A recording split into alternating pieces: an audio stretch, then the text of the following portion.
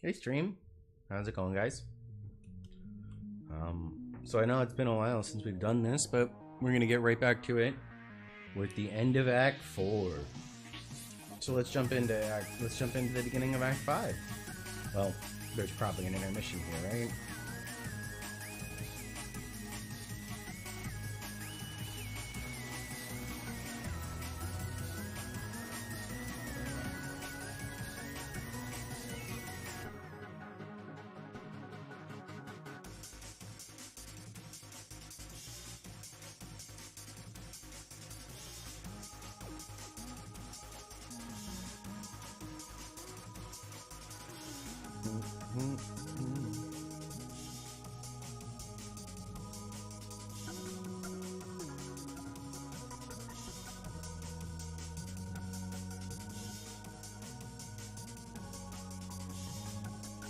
Psych!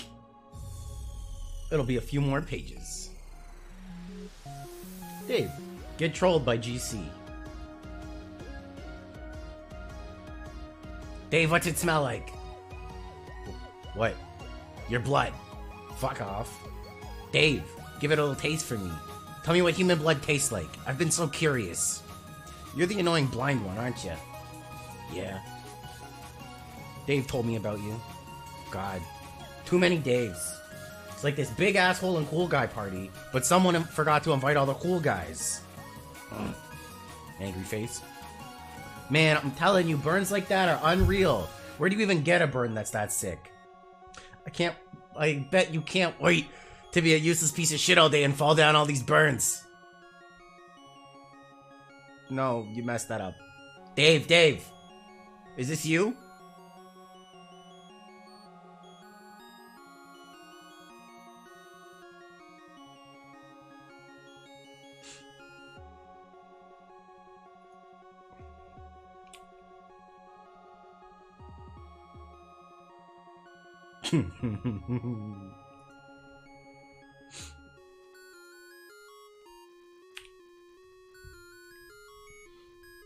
Did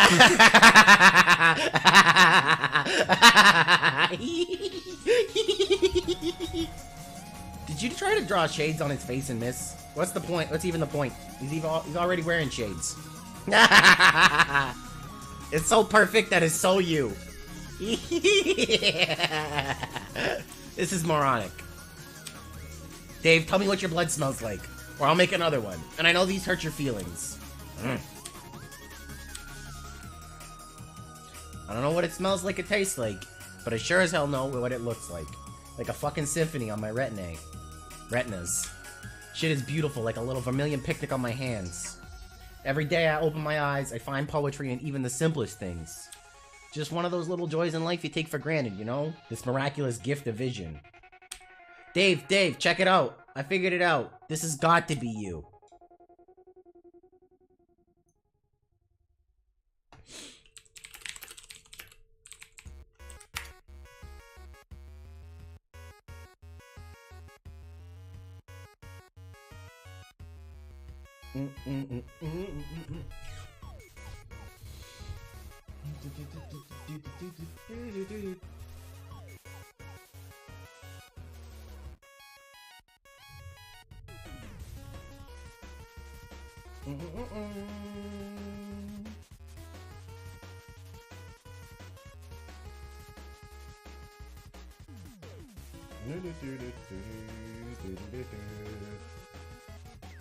It's so you. Sorry, it's miraculous gift of vision. Dave, check it out. I figured it out. This has got to be you. tinyurl.com/this is so Dave.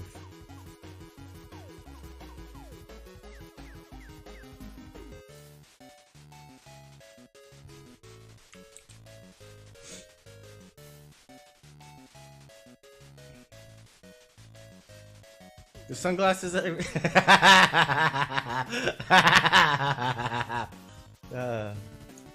Dave. I could give myself a hernia. I'm trying to be as big a douche as that guy. I could try, but it will wind up like a motorcycle stunt gone horribly wrong. My broken body would flop and tumble around like a rag doll. Oh god, I can't breathe! And yet, as much as that guy's the tooliest dude I could ever hope to meet, he and I would still get along famously. Because we can both see. Just him and me, having a sea party. Like a couple of eagle-eyed bros peeping shit up into the wee hours. Dave, can I come to your sea party? I guess. But you'll have to be careful not to stumble around bumping into all the gorgeous masterpieces hanging around everywhere.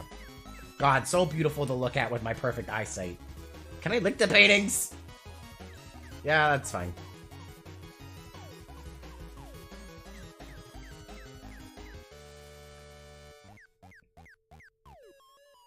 Jade, hi. Is your robot nearby? Where you can type, because you are asleep. Oh, yes, it appears so. Okay, in that case, are you having a pleasant nap? I guess. I've been pretty busy here. I've had to stay asleep for a long time because John is supposed to wake up soon, but he just won't wake up. I'm pretty sure I'm supposed to be the one to wake him, but I don't know what to do. Huh? Oh, sorry. I was looking to see if I could see him be awake in the future, but I can't see in his dreams or anything. Oh. Well, thanks for trying anyway. But you will wake up soon, it looks like, so maybe this means you have success. I hope so. Hey, Skeletor. I hope so. What am I doing when I wake up? It's a little chilly today. What am I doing when I wake up? Oh, goodness. There's so much going on, and there's a lot of trouble that you are in. Oh, no! But what it comes down to is that you don't have much time anyway. This is your last day, before you make the rift. And then I can't see what happens after that anymore, which is okay with me, because, to be honest, seeing your whole big confusing future and past is kind of overwhelming. Yes, I know what you mean. It's so complicated, and I don't even know what I should be accomplishing, I think. Using these gadgets and things and my timeline advantages to play pranks on you. That sounds like it would be fun. But you guys never even played pranks on me. You were always just kind of mean. Sorry, I think. The idiotic thing about trolling is, if you use it to troll people, I think you are just as likely to get trolled yourself, maybe even more badly. Which I think is what is going on here, just between you and me. Well, I know I haven't trolled you guys, or not yet. No, but you sort of are. My friend is going crazy, he wants to talk to you. He left you a message a long time ago on your timeline to talk to him when your robot blows up. Oh yeah, I totally forgot about that. Does it really blow up, or was that another trick? I don't know. I can't see it blow up in your future. Not on screen. I mean, there are lots of explosions all the time anyway.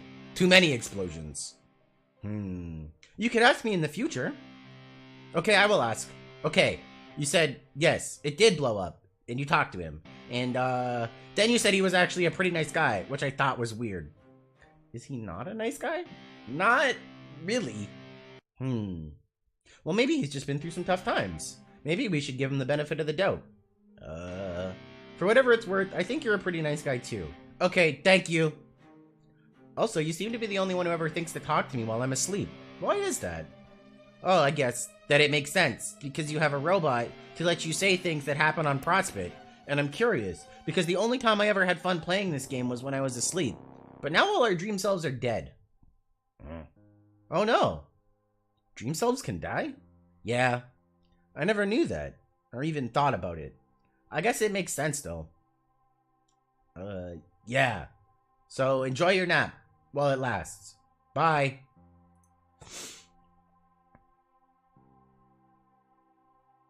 Oh. Adios, Toreador. Hello again. Are we friends yet at this point in time? I would speculate that if we are not by now, then it is probably not to be. Pardon? Furthermore, which Rose have you chosen to be this time? The stupid Rose or the smart Rose? I'm a little busy. It sounds like you're attempting to be the smart Rose this time. Please take note of the subtle scorn underlying the selection of the word attempting. Smart Rose should get a kick out of that. Smart Rose is all about subtle scorn, isn't she? That sounds about right. Whereas Dumb Rose doesn't capitalize letters even when discussing the proper names of human monsters in Earth cinema. I think you should establish a greater commitment to a single role-playing scenario. Honestly, I was looking forward to playing along and reading your dumb Rose script for our next conversation. But it turned out there was a perfectly logical explanation for it all. Imagine my disappointment. Well, I imagine yours once you finally catch on. I suddenly don't understand anything. What are you talking about? I'd love to explain in detail and cause some sort of time paradox. But you see, and this revelation may be as startling as any, I'm a little busy. I believe I understand. It was I who did something to provoke your scorn in a previous conversation. One which I have not had yet. Yes, that is definitely a conclusion you have just now drawn. The only thing left to do is ride out the next several conversations while you maintain that understanding. And while I maintain the chilly facade you have grown to so enjoy from Smart Rose. Which shouldn't be too difficult because, have I mentioned, I'm busy. Goodbye. Fine. Dave, I finally got it. Oh, hell. I finally figured it out.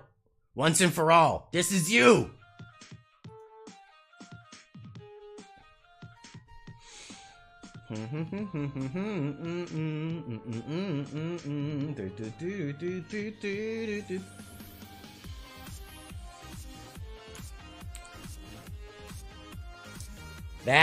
Okay, that's pretty amazing. Oh god, it's so perfect! Just a cool dude and his bro right there. Adventuring through time and playing pinball in bro heaven together. Tell me that isn't so fucking perfect. Oh, thank you, Luminumbra. You're great. I love you. Hey, speaking of which, where is my bro anyway? Haven't seen him at all since I got here. Dave Sprite doesn't know. You can see everything that goes on, right? Or like smell it or whatever. How does that even work? How do you use a computer and know what's going on? It doesn't make sense. Oh, hi, Cincadus. My face doesn't make sense. Dave, your face doesn't make... Damn it. But actually, your face does make sense. To my nose and my tongue. Ew. I'm sorry, Dave, that you will never experience the sensory bouquet that I enjoy every day. That I ensconce myself in like a warm and comfy bathrobe made of flavor and melody. Oh, okay. So the dumbest and most far-fetched explanation imaginable. Okay, got it. Anyway, I don't know where your bro is. As far as I can tell, you never see him again between now and the rift. Too bad he won't be around to bail you out again like he did when you entered. Man, don't remind me about that. So embarrassing. It's okay, I won't tell John about it. I know that's what you're worried about. Okay, cool. But look, you don't need to be upset about not having your bro to lean on anymore. Who's upset? About time the dude gave me a little space. Well, okay, whatever you say, but it's not the point. The point is I will help you instead, Dave. Is that cool? I guess. I know everything that's gonna happen to you. I can tell you before it happens. So you can be ready and not have to go back in time and get killed all the time. And stand on a toilet looking at your own blood for 10 minutes. Alright, so what's next? First you go through the gate. And when you go through, you will go to another place in your wild cherry lava land. And you will quickly meet some friendly crocodiles. They will try to eat you, but that is just their way of being friendly. You shouldn't be scared. Why would I be scared? Dave, please. You are crying like a little... Yes, 12 gauge, it is cold. You're crying like a little boy. It is happening right now here in front of my nose. Your tears taste delicious. Kind of like something you wouldn't know about. A troll delicacy called cotton candy. We have cotton candy, dumbass.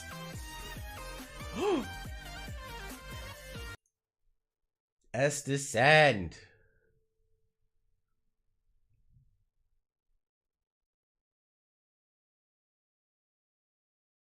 Dumbass.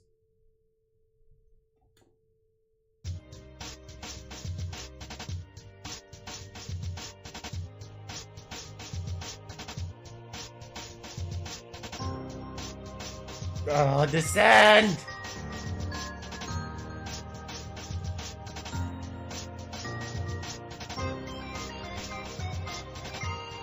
Fucking bro!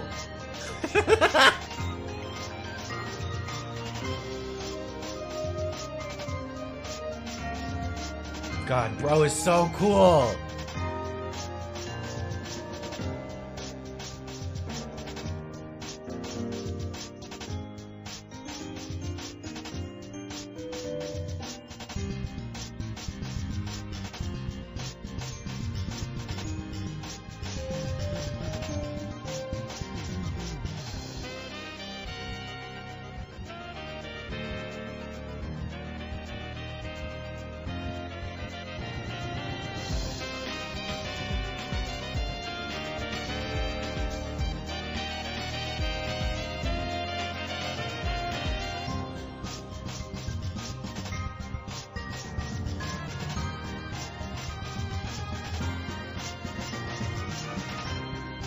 Sorry, this is where it gets peak Homestuck.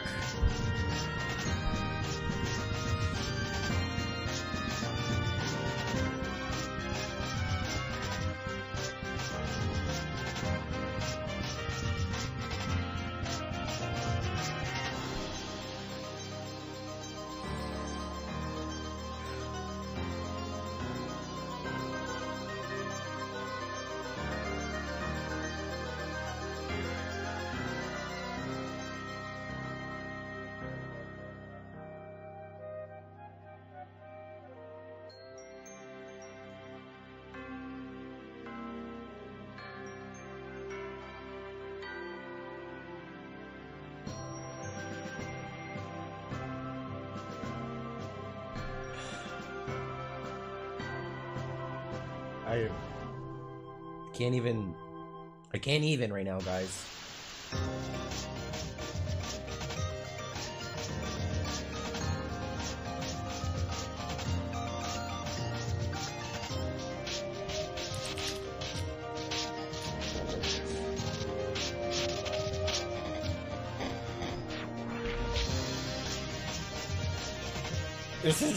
Homestuck is so cool.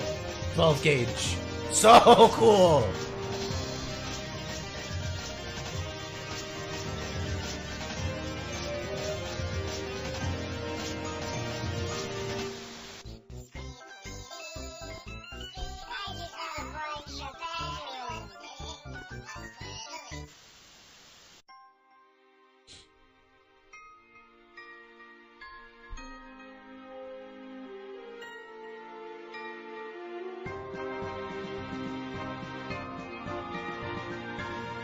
I can't even talk right now, guys. You're pretty much just watching. Sorry.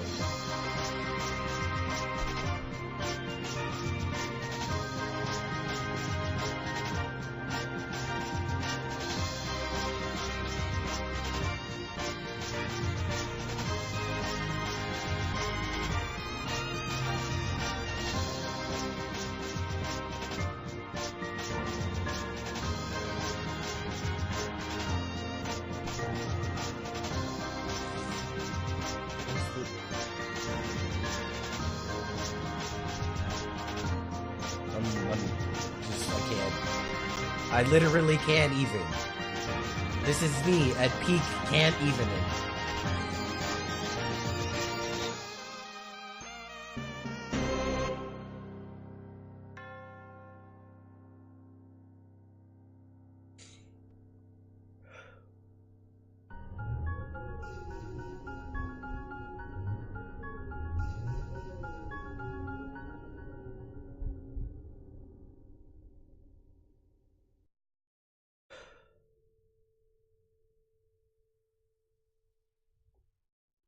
I'm gonna need a second before I can actually even play right now. Guys, give me a sec.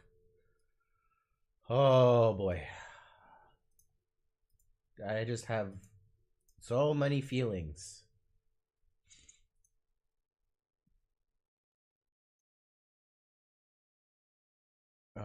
Let's give you guys some music.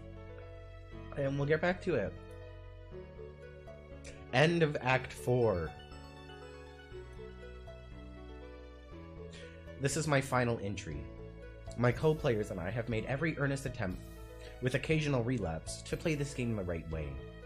I have been meticulous in documenting the process to help our peers and successors through the trials should we fail.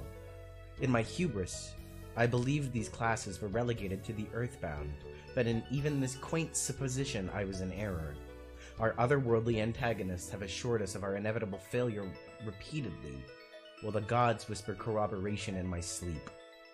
I believe them now. I just blew up my first gate. I'm not sure why I did it, really.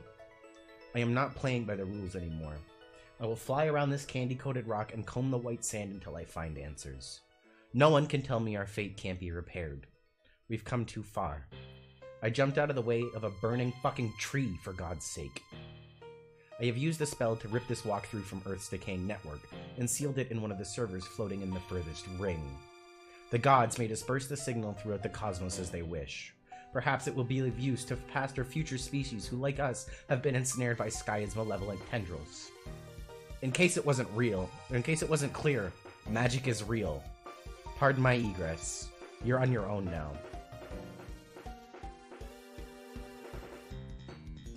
Hours in the future.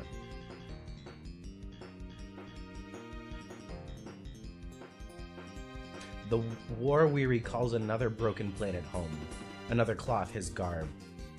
Land and rags fit for the wayward. A villain becomes a vagabond. The recent past is recalled. An accursed mascot is located among fallen brethren. Its visage reviled. A rag of souls drifts from the heavens. Its owner a mystery. A boy finds a dead friend.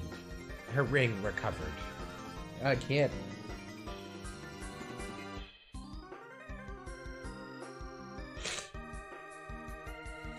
The boy sees himself in a cloud. His destination revealed.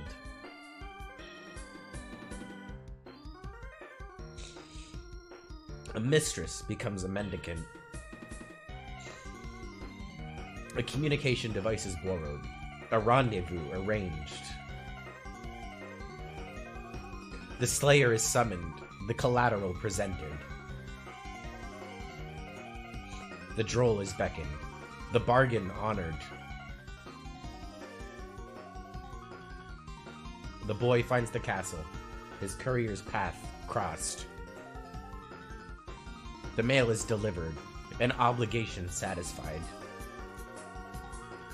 The package is open. Letters read. John! From what I hear tell, you've been through a bit of an adventure by the time you're reading this. That's so great! I love adventure, and I would bet my bottom boonbuck you do too. I think we are birds of a feather, John. I am pretty eager to meet you. Oh yeah, I should have mentioned we are going to meet someday. I hear you like movies, is that right, John? I love movies too. Have you ever seen Weekend at Bernie's? So friggin' hilarious. It's hard to talk to Jade about movies because she doesn't really know about movies, but I'm sure you know that. Boring. Haha, just kidding, Jade. You know I love you and I think you're a blast. Okay, speaking of Jade, we spent quite a long time working on this present for you. It was a big team effort, okay? I had to do quite a lot of arm twisting to get her to go along with helping me make such an oddball present for you and so well in advance. But I had my arm sort of twisted myself to get this going in the first place. But then she came around to the idea because she can see the future. Pretty amazing, if you ask me. It'll all be clear later. Gadzooks, with all this arm twisting, I've been getting a good workout. We should wrestle when we meet, John. I love to wrestle, but I don't get a chance to wrestle with anyone that much. Do you like to get into fisticuffs, John? Scrums and whatnot? Me too. Anyway, you should listen to Jade from here on out, John, because she sure seems to know what's best for you. Whatever your adventure throws at you, I'm sure she'll tell you you can handle it. She believes in you. There's another page to this letter. Oh, kicking Christ in a dirty diaper, I almost forgot to mention what's in this box. Sorry this shit's so small. I mean, obviously it's small. Contents. Royal Derringer, equals of a kid note. Oh, dear John, happy birthday! Even though it's super late and you probably went through a lot of trouble to get it, I really hope this present cheers you up. You looked so sad while you were reading my letter. Which is to say the one you are reading now. I can explain. You see, when I go to sleep in my dreams, I wake up on the moon of a planet called Prospit. By now, you must know about this place. I have lived there in my dreams most of my life, and I made so many friends there over the years. And you were there too, but you were asleep. The fact that you are awake now I think means all my friends are in trouble. You are awake because it is your job to help them. We will both help them. But, I know these things because while I was on the moon, whenever it passed through Skya, I could see lots of things in the clouds. The past, the future, stuff about our friends, and stuff about you. Now that you are awake, and apparently at the center of Skya, wow! You should be able to see stuff in the clouds too. Maybe you already have. About this present. My pen pal helped me work on it. He included a letter too. He's really funny and silly. I like him a lot, and I think you would too. It took a long time between the two of us, and sure, the present looks like a fun and completely ridiculous thing to get, but it is also really important. You are getting it exactly when you need it most. Maybe that's hard to believe, but it's true. I saw it happen already. I don't see everything, John, and I definitely don't know everything that's going to happen. But when I do know something, I always try to do my best to help people in the future. When I'm supposed to, that is. You'll get the hang of it. Johnny, I'm really looking forward to seeing you when you wake up. It's been nice playing with my Prospident friends and all, but also kind of lonely knowing you were in the other tower sleeping and having lousy dreams. I'm not sure where I am when you are reading this, but I'm sure I'll make it down to where you are soon. Jeez, how did you even get down there? Oh well, I'll find out. I can't wait to fly around the moon with you and show you all my favorite places. It'll be so much fun. Less than 3, Jade. The chick that died in the flash got hit by the meteor.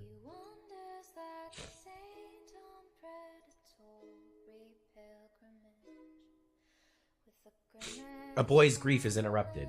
His ring sought. The toy has taken a new master. The tactician, a misstep. Check.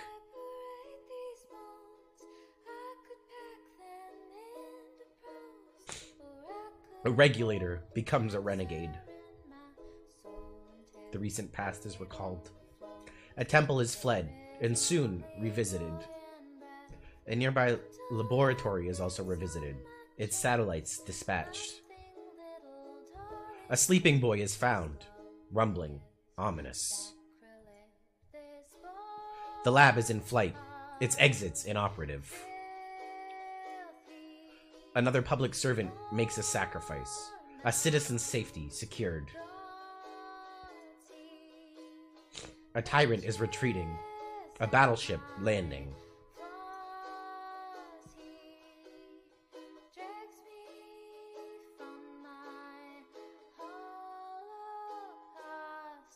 I'm not even gonna be able to get 3 pages without being this weepy. I'm sorry, guys.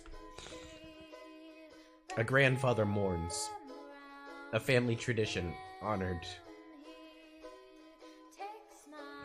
A queen mourns. A kingdom bid farewell. Her journey through the windswept must be walked alone. Her entourage bid farewell.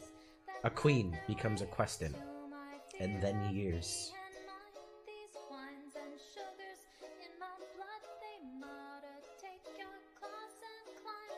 A key is employed. A command station repaired.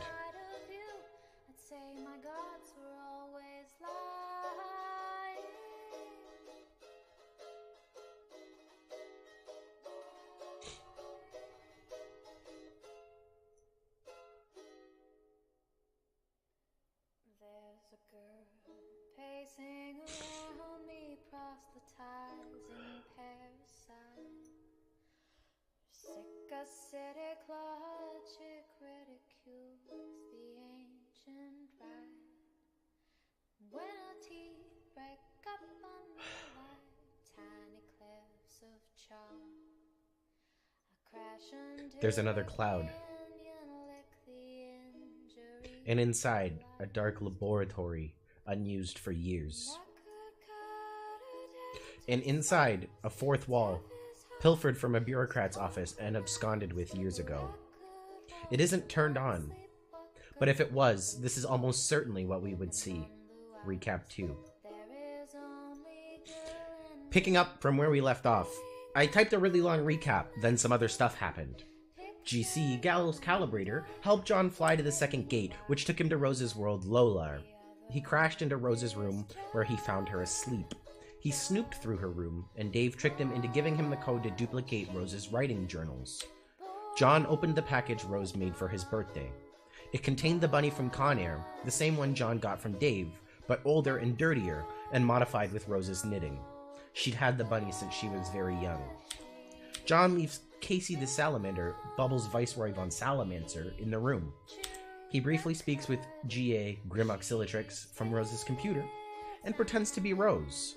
She believes he is, triggering a convoluted series of conversations between her and the real Rose in both the past and future, in no particular order. G.A. gets help with her computer from T.A. Twin Armageddons in time to see Rose at her computer, having woken up.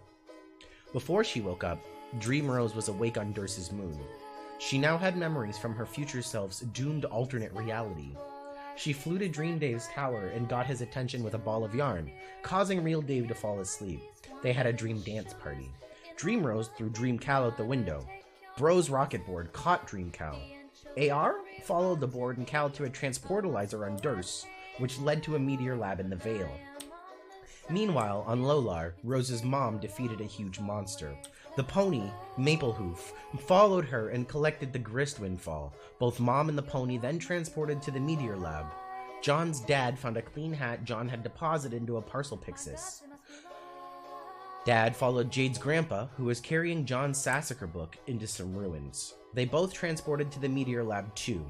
Meanwhile, John used the grist collected by the pony to make a normal-sized version of a giant hammer, Fear No Anvil, which Dave Sprite gave him the code for. Dream Rose saw John on Dream Dave's computer and woke up.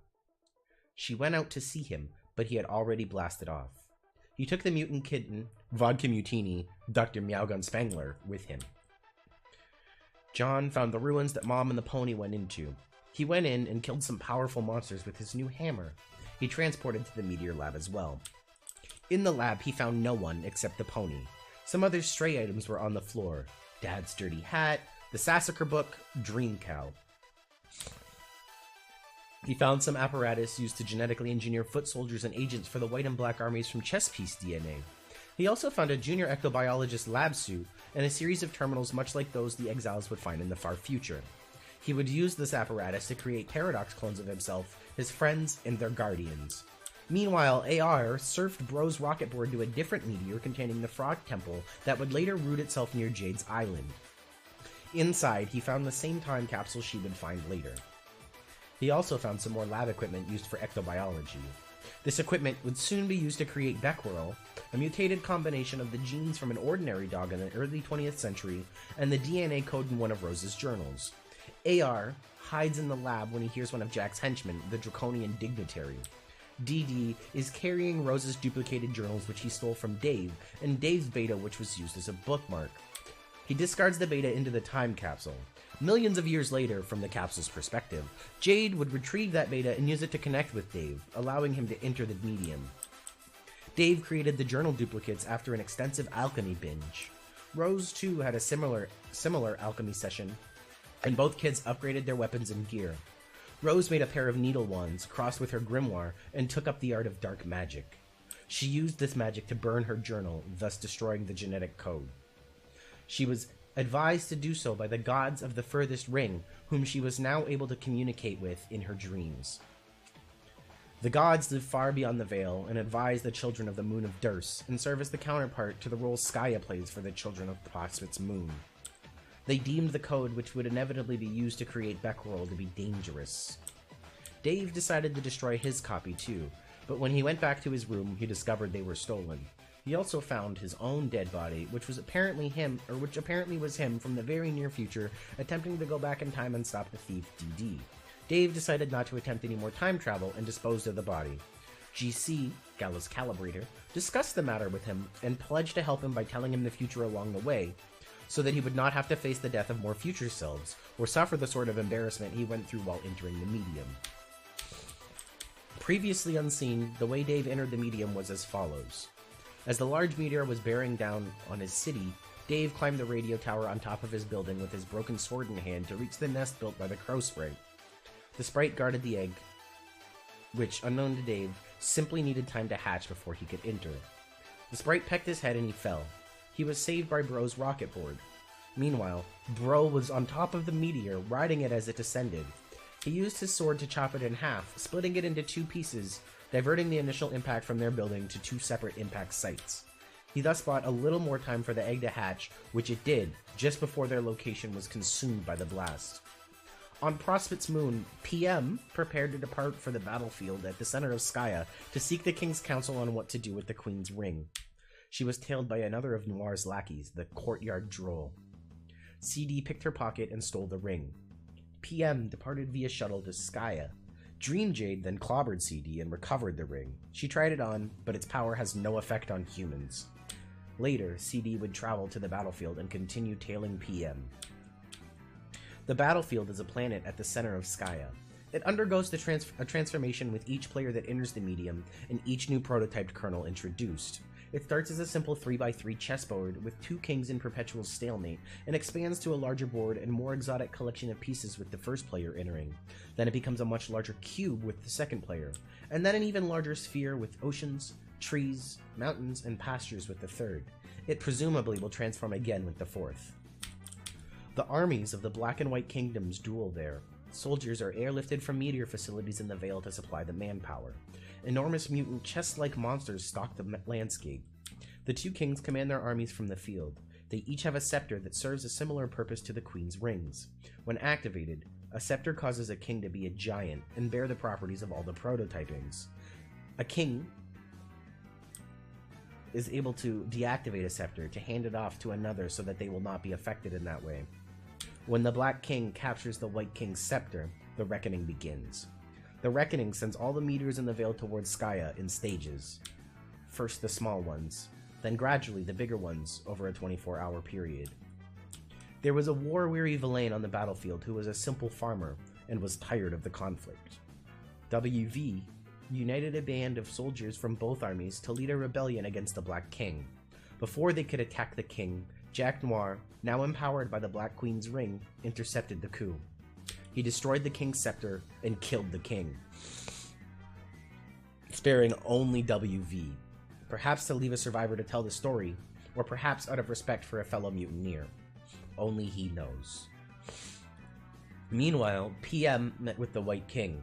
He disabled his scepter and gave it to her along with his crown. PM now had the crowns of the White King and Queen and the White Scepter, but discovered she had misplaced the White Queen's ring. Jack's muscle, the hegemonic brute, had been tailing the White King. HB then followed PM and attacked her. She dropped the scepter off a cliff. She would regroup and chop off HB's head with the Regisword Jack gave her to kill the White Monarchs. CD, who had been tailing both of them, recovered the White Scepter and delivered it to Jack.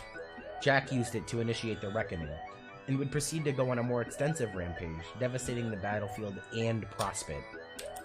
Back in the Meteor Lab, John began the ectobiology session, which appeared to have been prepared for him in advance by the Guardians who had just been there.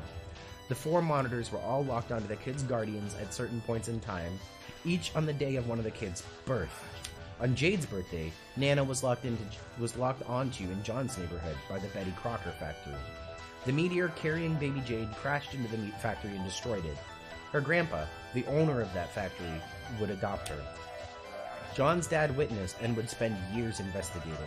On Dave's birthday, Grandpa was locked onto while he was on his yacht, pioneering the island for the first time. He was sailing with baby Jade. Overhead, there was the meteor carrying baby Dave, which would crash into Bro's favorite record shop. On Rose's birthday, Bro was locked onto as he stood over the crater where he would find baby Dave. He would give him a tiny pair of pointy shades. Overhead, there was a meteor carrying baby Rose, which would land in a lake and destroy it. Rose's mom would retrieve and adopt her. Months later, on John's birthday, Mom would bring Rose to John's neighborhood to investigate the destruction of Grandpa's factory and related stellar phenomena. The target was locked onto her. Dad came out of the family joke shop to greet her, leaving Nana inside. The meteor carrying baby John destroyed the ring, killing Nana. Dad would adopt John, and Rose's mom disappeared. Dad retrieved her scarf and filed the clue away for his ongoing investigation. John attempted, unwittingly, to purify all 4 guardians, but since removing them from those moments would have created a paradox, he instead paradoxified their ghost slime imprints. This slime was collected into 2 pairs of containers. One pair collected Nana and Grandpa's slime. The other pair collected Mom and Bro's. The device then created baby Paradox clones of the 4 guardians. These babies would then later be sent back in time to become those guardians themselves. Once those 4 clones were created, another sequence activated. The 2 pairs of slime tubes emptied into vats below. The Nana-Grandpa slime mixed together, and separately, the Mom-Bro slime mixed together as well. An additional 4 Paradox clones were created from those 2 slime concoctions. Baby John and Jade were created from the Nana-Grandpa slime. Baby Rose and Dave were created from the Mom-Bro slime. These 4 babies would also go back in time to become the 4 kids, via meteors, in the sequence and on the dates listed above. All 8 babies would each ride their own meteors, launch from the Veil after Jack started the Reckoning, and into the defense portals deployed by Skya to protect itself. The defense portals each led to Earth, as Skya defends itself, in a way, by sacrificing Earth. While most meteors are sent to a time period when the kids begin the game, many lead to a number of different time periods. Some 13 years prior to the game, used by the kids, some nearly a century prior, used by Nana and Grandpa, some millions of years ago, used eventually by the Frog Temple meteor, and some to the far future, used by the Exiles. And all 8 of them would travel within an object or animal. John with his Sassacre book, which would become the much older looking family heirloom stored in Dad's safe, with Nana Sprite's inscription to John on it. Rose with the dirty bunny Dave gave John for his birthday. Dave with the pony Maplehoof. Jade with the knit repaired bunny Rose got John for his birthday, which Rose cherished since birth. Nana with Dad's dirty hat. Mom with Mutini, now gone. Grandpa with 2 flintlock pistols, which older Grandpa left behind for him in the lab, which would eventually both wind up in Jade's room. And Bro with Dream Cal, which would later be fitted with a new personalized shirt and which would become Real Cal, the same doll that would haunt Dave's waking life and consequently his dreams. All of these babies and their items would automatically be transported to their own meteors at the onset of the Reckoning. John made absolutely sure to give Baby Rose and Jade their bunnies when he saw an opportunity to reenact a scene from one of his favorite movies, much to the dismay of a watching CG carcinogeneticist. While AR was in the Frog Temple lab, he would see more of young Nana and Grandpa's story. On 4/13/1910, exactly 99 years prior to John's birth, Nana was adopted by Crocker's husband, Colonel Sassacre, and taken to live in his mansion. 8 days later, Grandpa's meteor destroyed the doghouse belonging to Sassacre's dog, Hallie. Hallie was elsewhere and was unharmed. When Sassacre and Nana went to investigate the crater, Sassacre was shot and killed accidentally with one of Grandpa's pistols. Hallie then showed up, who young Grandpa would tend to pronounce Harley due to his speech impediment, and would largely serve as their guardian for the next 13 years, with presumably some parental influence from the wicked Crocker. On his 13th birthday, Grandpa would run off with Harley to find adventure. Nana would stay behind, contend with the Batter Witch, and master the art of baking as well as take up her deceased grandfather's tradition of pranksterism. Harley was locked onto by the Frog Temple's equipment. DD activated the device and produced a paradox clone of Harley combined with the controversial Meow code to create Puppy Duck. The spectacle terrified AR, leaving a major impression on him. He would recognize Beck's silhouette carved on WV's pumpkin years later. The pumpkin commanded his fear and caused him to surrender. Meanwhile, the grown-up versions of Mom and Dad were on board a flying battleship belonging to Grandpa, who piloted it towards Skya. Dad gave Mom her long-discarded scarf from the day he lost his mother and found his son. The 2 guardians traded gestures of affection. Jade remained asleep through it all, trying to stay on the moon as long as she could until she figured out how to wake John up. She talked about this with AT, Adios Toreador, who revealed he preferred his dream life on Prospect more than any aspect of the game and regretted all the troll's dream cells were now dead. Jade expressed surprise at the notion of dream self-mortality. After Jack used the full power of the ring to devastate the battlefield and in the 2 armies, he turned his attention on Prospect, inflicting severe damage the same way. He then cut the chain connecting the moon to Prospect, sending the moon plummeting through the atmosphere of Skya and breaking up in the process. Dream John, still asleep, fell out of his tower and drifted down ahead of the falling moon.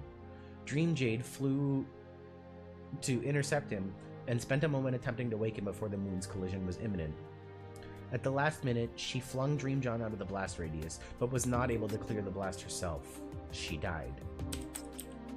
The blast left a massive crater on the battlefield. This was the first thing Dream John saw when he woke up. The death of Dream Jade caused her Dreambot to malfunction and explode, destroying her room.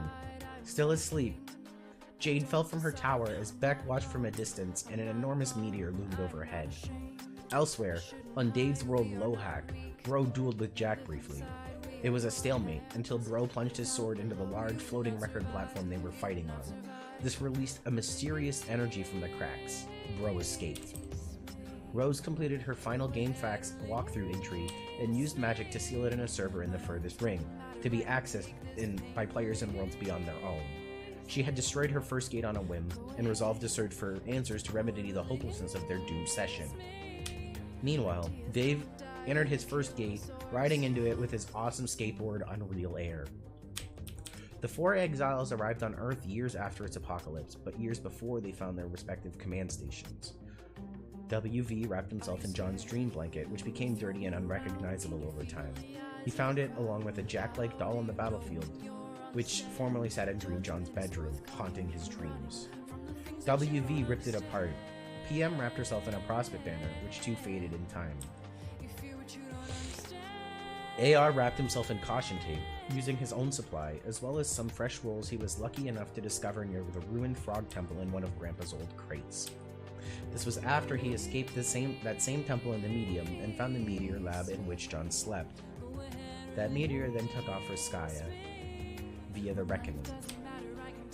AR taped John to the rocket board and cast him off before the meteor went through a portal. Thus, AR became exiled. WQ exiled herself with an entourage on a royal cruiser and landed on Earth. She departed on a solo quest, leaving her people to their own devices. She discovered her command station, a large egg broken in two pieces in the two large craters made by Dave's split meteor. She used a key to repair the egg station and teleported to the present location of the exiles, the frog ruins at night, 413 years after the apocalypse of Earth. On the battlefield, Dream John found Dream Jade's body. He was sad and confused, and took her ring as a keepsake. Later, Grandpa would land his ship on the battlefield, find and recover her body, and use it to create a stuffed trophy as a memorial as per the proud family tradition. He would depart in his ship and leave Mom and Dad behind. John saw a vision in a cloud directing him where to go. It was a castle where he would rendezvous with PM. PM, after beheading HB, Hegemonic Police, used his radio to summon Jack. He came, and she traded the 2 white crowns for the green box, Jade's present to John. He appeared pleased to uphold the bargain, either out of the misunderstanding that he was still under control of its contents, or out of respect for PM's tenacity and brutality in pursuing the prize. Only he knows. PM delivered the package to John, and then left, not thrilled by the trials caused by its recovery. John opened it to find letters from Jade and her pen pal, who helped her make the present for him over several years. The gift was the pen pal's idea, and he himself was coerced into the plan by someone else. The box contained a modified version of the stuffed bunny John had received for his birthday twice already. It was the same knit-repaired bunny John sent back in time with baby Jade, and she presumably kept it as a cherished childhood toy ever since. It was now upgraded with mechanical parts, fully mobile and autonomous. It was also included with 4 powerful weapons: the Royal Derringer, broken sword, the Quills of Echidna, wands, Ahab's crosshairs, rifle, and the Warhammer of Zillihu, hammer. Each was shrunken down to be bunny-sized. As John mourned Jade's death over her letter, he was interrupted by Jack's sword. Jack was after the ring, but the heavily armed mechanical bunny intervened, recognizing John as its new master. Jack, knowing the danger of the toy, was forced to retreat. Finally, a cloud showed John what he was supposed to do with the ring. It was held by a mysterious black hand. In the far future on Earth, the exiles gathered around Exiled Town. WQ asked WV for something. WV revealed he had been storing the complete quad prototype ring in the sleeve of his trusty knife. It had been there all along, much to Serenity's surprise. And then I started working on Act 5.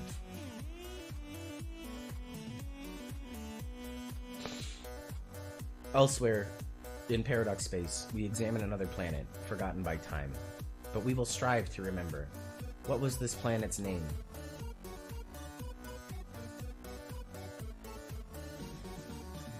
Oh, haha! Nice one, Smarty Pants. Really hilarious. But let's get real here. No more clowning around.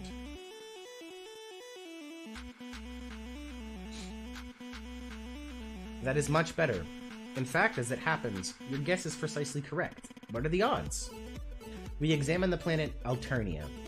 Somewhere on this planet, there is a young troll. Hides bent.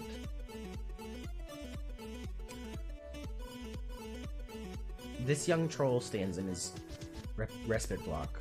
It just so happens that today, the 12th bilunar perigee of the 6th dark season's equinox, is the day of this young troll's larval awakening. also known as his wriggling day. Though it was 6 solar sweeps ago he was given life, it is only today he will be given a name. 6 Alternian solar sweeps, for convenient reference, is equivalent to 13 Earth years. Earth, also for convenient reference, is a planet that does not yet exist. What will the name of this young troll be? You enter something predictably derogatory, and this guy gets fed up by your shenanigans in record time. This guy has a lot of troll pals, and their adventures are going to be quite extensive and convoluted, to an even greater degree than one perhaps may be accustomed. He thinks that if you think that we have time to drag out every little gag and expected pattern along the way, you've got another thing coming. He thinks you should cram that sobering understanding in your chitinous windhole and tamp it down hard with your ugly, stupid-looking cartilage nub. Your name is Karkat Vantis. As previously mentioned, it is your wriggling day, which is barely even worth mentioning. It is an anniversary, if anything, to lament the faults of your existence, of which there are assuredly plenty. Equally plenty, and somewhat related to that topic, are your interests. You have a passion for ridiculously terrible romantic movies and rom-coms. You should really be embarrassed for liking this dreadful cinema, but for some reason you are not. You like to program computers, but you are notoriously pretty awful at it. Your programs invariably damage the machines on which they are executed, which is just as well, since you like to believe you specialize in computer viruses. When you mature, you aspire to join the ranks of the most lethal members of your society, the Threshcutioners. You like to practice with your really cool sickle, but just wind up looking like kind of a doofus by yourself in your room. You like to chat with some of your other troll pals, most of which drive you batshit up the fucking belfry. You've been trying out a new chat client beta called Trollian, and you are not really sure what you think about it yet. Your troll tag is Carcinogeneticist, and you speak in a manner that is almost exclusively ornery all the time. Later, you will play a game with 5 other friends, and go on a big adventure with them. This game, for convenient reference, is a game that does not yet exist, but it will soon. What will you do? Karkat, examine slimy purple pod. In this world there is no place for people like you. I'll exterminate you with my spider bite. In my world there is no place for peaklings like you. I'll exterminate you with my spider bite. It is your Recupercoon full of nourishing soper slime. Sopper slime? Soporific, so sopper. Every young troll enjoys the cozy embrace of such a vessel each night, and the relaxing ooze helps assuage the terrible visions of blood and carnage that plague the dark subconscious of your species. It is so inviting. A few minutes couldn't hurt. Okay. This sure is cozy and all, but you can't be napping all day like a chump. Damn it, you're a busy guy. You are sort of a big deal. Goddamn slime, now you have to change your clothes too. What were you thinking? Luckily, all your clothes are the same. Trolls think fashion is stupid. Examine movie posters.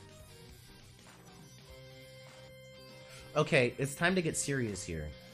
Sweet troll Gigas. Let's get real and get down to some major business. You space out and get caught up reading the titles of the films for about 5 minutes. Wow, these films are great. You don't care what anyone says. Pure magic. Is that John Cusack?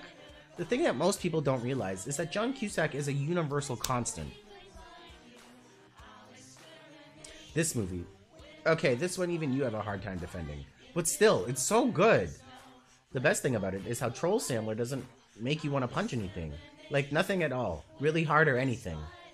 Capture log sickle.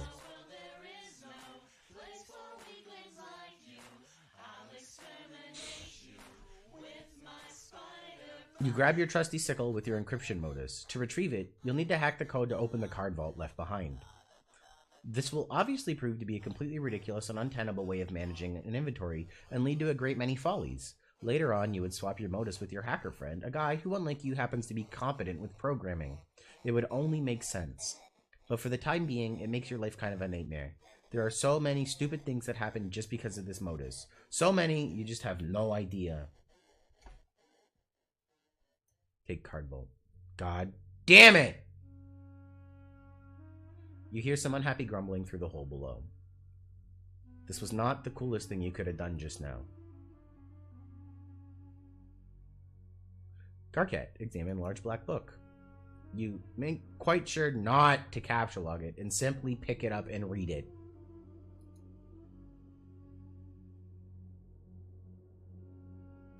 A handbook for the imminently deceased. It is a thick programming manual called Till Death. A handbook for the imminently deceased. Till Death is an insufferable language to work with. Its logic is composed of nothing of infinite loops, or at best, loops of effectively interminable construction. The above page in the intro section documents the simplest possible till death code structure. Any code deviating from this basic structure will not compile. You have a whole bunch of code samples you've been messing around with on your computer. It's been frustrating at best and debilitating to your machine at worst. Hey, Zero. What is? Pick it up. Carcat, leave your room. You step outside your respite block onto one of your hive's numerous extraterrestrial landing sites. You were allowed to design this hive when you were young, after you emerged victorious from your trials deep in the brooding caverns. You have lived here with your custodian ever since. It's almost as if your people have placed great cultural importance on teaching children to become architecturally adept while very young. It has been this way since ancient times. No one seems to know why that is. Getting to build your own hive at a young age, using whatever meandering design you chose, likely has left you jaded to the notion of customizing your abode. You certainly wouldn't get all that worked up about a game that'll happen to allow you to do such a thing. At least not for that reason. Carcat, examine neighborhood. Hive bent. The lawn rings are empty.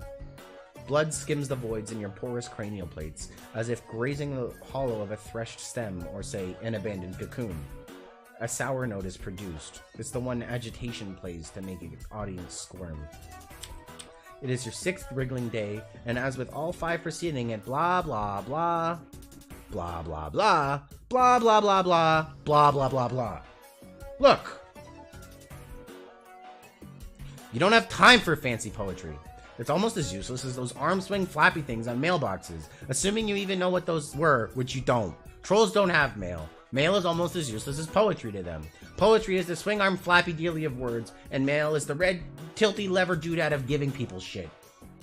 Frankly, you don't know about things skimming voids or grazing hollows or whatever. You've got ambition. You were meant to be a big shot. To be in charge of something huge and really important, and to be totally ruthless about it. You just haven't found the dominion in which you're destined for greatness yet, or even a vague concept of it. You haven't found your purpose. But you will tonight. You stew in your own impotent aggravation in the cool dusk breeze. During the dark seasons, it remains dusk for most of the day. It can stay dark for many bilunar peregrees at a time. But even if it didn't, you would still have this feeling. You have a feeling it's going to be a long night. Carcat, go back inside. You head back into your block and hit up your computer station. No word from any of your loudmouth pals. No news is good news. Sweet music to your auricular sponge clots. Check out magazine. It's the latest issue of Game Grub. This one appears to boast about exclusive leaks. They all boast about that. You're not even really sure what it means. Check out DVD. It is a DVD of one of your favorite series, The Thresh Prince of Bel-Air. It's about a green Thresh-Executioner cadet who sasses up the Blue Bloods in his Flay Squad pretty good. Their blood is literally blue. Lousy snobs. But Troll Will Smith shows them all how to loosen up. He is pretty much your hero. Troll TV shows have shorter titles than Troll movies because TV is a much newer form of media in their society. Which is a good thing, because it would be pretty hard to make this funny joke otherwise. Carcat, get down to business on computer. Okay, enough messing around time to get some work done, maybe a little programming, or oh god. It figures that installing this new beta chat client would open the floodgates. All your moron friends are going to be hounding you relentlessly. Not that they needed an excuse before. You wonder what this chump wants. Carcat, answer Troll. What is up, my inverter brother? What in the sweet almighty taint chafing fuck do you want? Not a motherfucking thing, bro. Other than I be checking out how my best motherfucking friend is at, yo. I really can't stand you and I hate how you type. It just bothers me so much. Have I mentioned that? You say it pretty much every time we talk, yeah. But, I don't have to, see? But I mean, man, this feels so motherfucking unnatural and shit. You just gotta be going with what feels right at where your heart's up in, you know? Best friend? I wonder what kind of shitty thing I did to deserve such an awful best friend. Or maybe what terrible thing I'm gonna do and get punished for in advance.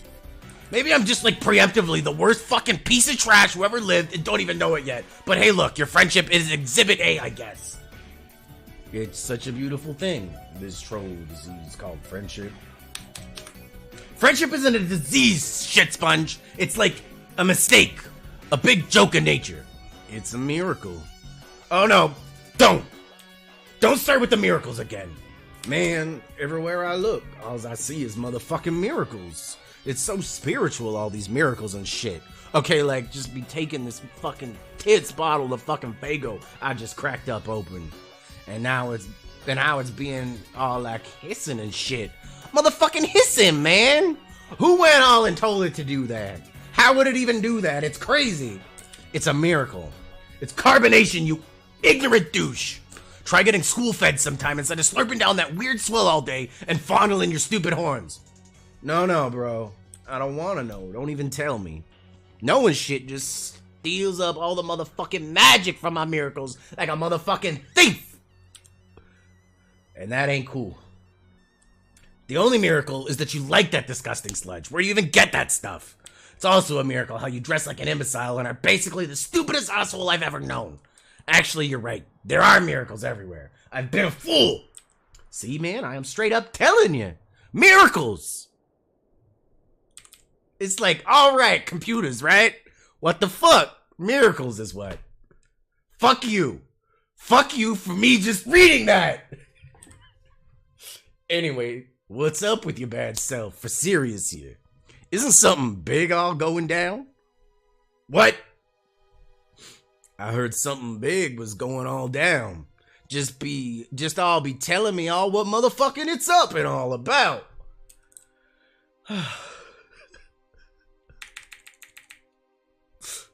Stop saying that. Are you talking about TA's thing? Yeah, fuck yeah, man. So mysterious. I'm never getting ceased to be amazed by all these fucking mysteries Laugh's got for us. Ugh. Anyway, I don't know what's up with that. Maybe I'll talk to him tonight about it. Maybe I won't. It's probably just another one of his projects that winds up being completely useless and a huge waste of my time. Yeah, maybe, but he's your best friend though, so it's all cool. Anyway, I thought this sounded like a pretty big motherfucking deal, my man. What? Bro, never mind. I just fucking did like to scare the shit out of myself here. These damn horns. You've got to get rid of those things. They make it more embarrassing to know you, which is a friggin' miracle that that's even possible. Like, wow, God sure cooked up a doozy there. Twinkly-eyed son of a bitch just keeps you guessing, doesn't he? Man, you know you want to give my horns a good squeeze. Actually, you know what will be the miracle to end all miracles? It'll be if I ever meet a kid I despise more than you. That will make me a motherfucking convert. I'll see light so bright, I'll need GC to walk me around so I don't bump into shit. Sign me up for your idiotic clown religion, okay? Ha ha ha! You fucking got it, brother. Thank you, Zero. I'm glad you enjoyed it. Whoa. What the motherfucker? Who's this motherfucker? It's cool. Life is like that sometimes. It's full of mysteries. You be doing one thing and then something else hits you just like that and you roll with it. That's what you do when life hands you lemons. You sure as fuck don't make lemonade because who the fuck knows where that fucking shit comes from? It's squeezed out of miracles is where. So what's this motherfucker's name? Enter name. Your name is Gamzee Makara. You get pretty excited by clowns of a grim persuasion which may not be in full possession of their mental faculties. You belong to a rather obscure cult, which foretells of a band of rowdy and capricious minstrels which will rise one day on a mythical paradise planet that does not exist yet. The beliefs of this cult are somewhat frowned upon by those dwelling in more common lawn rings. But you don't care. you gotta be going with what feels right where your heart's up in, you know? You like to practice on your one-wheel device, which you are god-awful at because your feet do not reach the pedals. You enjoy a fine beverage and like to do a little baking sometimes. You've got all these horns all over the place, and sometimes you step on them and scare the shit out of yourself. You like to chat a lot with your pal Carcat, who is usually pretty cranky, but he is your best friend. You have a lot of other great friends who you also like a lot. Your troll tag is terminally capricious, and you speak in a manner that is just a little bit whimsical. What will you do? Gamzee. Capsulog, bottle of Faygo.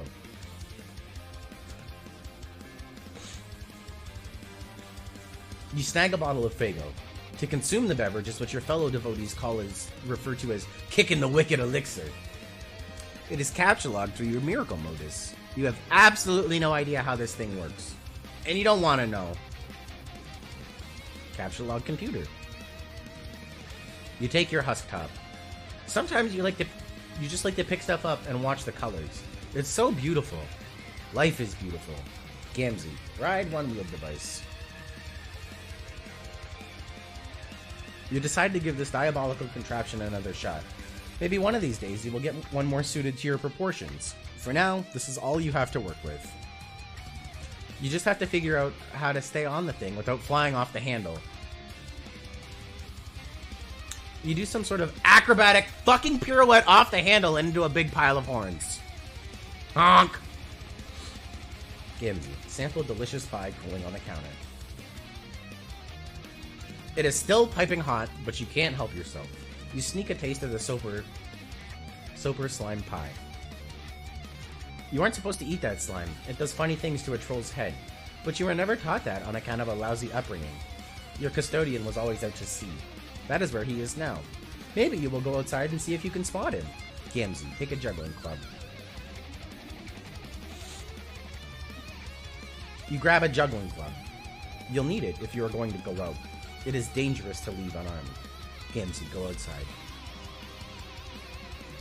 You leave your hive and head out to the beach. There is no sign of your custodian. You should not stay out here very long. The sea dwellers are quite hostile. Someone is bugging you. This is exciting. You're always down for shooting the wicked shit with anyone that who'll put up with you.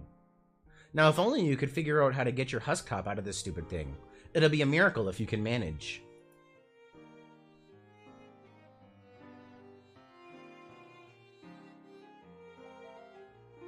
You say a short prayer to your beloved mirthful messiahs and splash a pinch of special stardust in your face.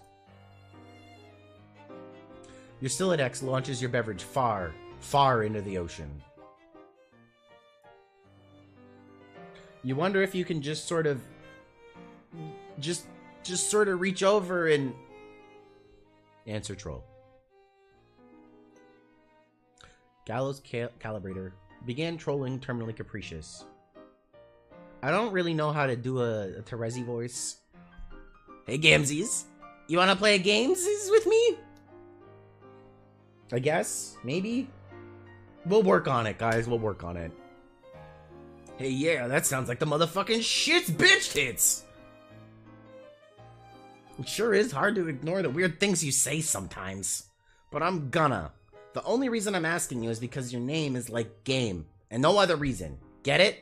Haha, well I've heard of worse fucking reasons to be getting all about to do something. Honk.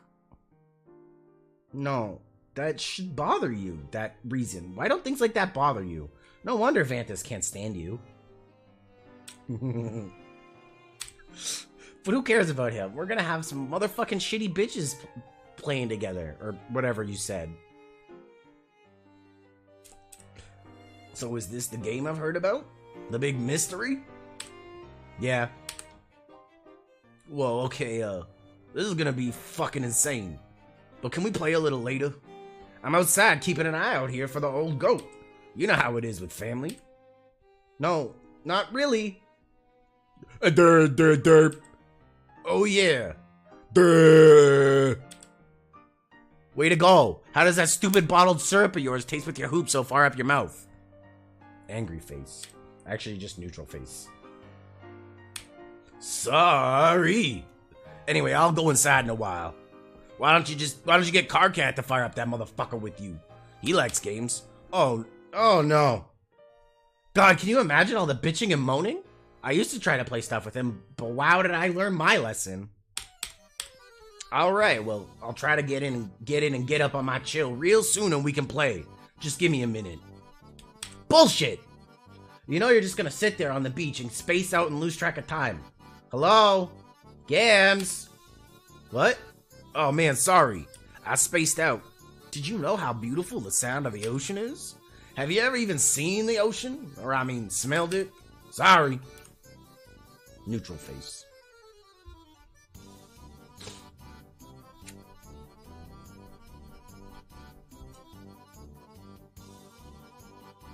Carcat, get some programming done.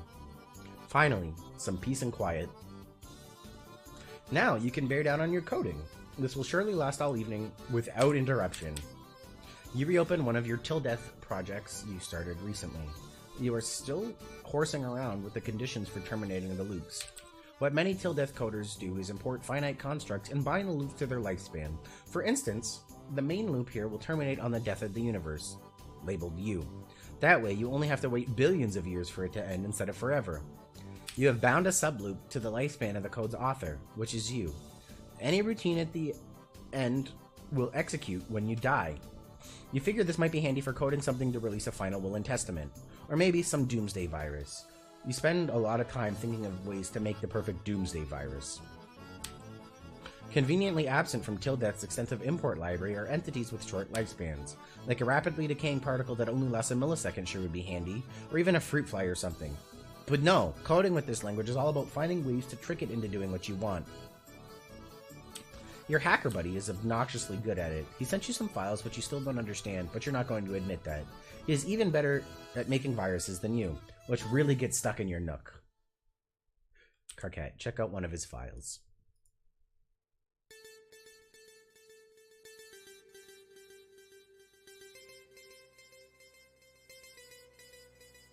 This code, when executed, immediately causes the user's computer to explode and places a curse on the user forever, along with everyone he knows and everyone he'll ever meet. Not surprisingly, later on you would run this code in a fit of stupidity. You don't know how he does stuff like this. What does this even mean? It's nonsense. Is it even syntactically viable? Are you allowed to color text like that? Ah! Maybe you should ask him about it sometime. Oh, speak of the devil, here he is bugging you about something. Time to put on your game face and pretend you don't think very highly of his abilities. Check this shit out.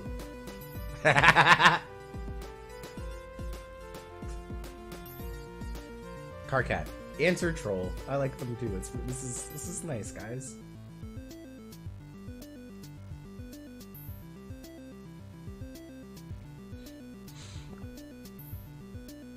Mood. Twin Armageddons begin trolling carcinogeneticists. KK, don't flip your shit about this, but I'm setting you up to play a game with some people.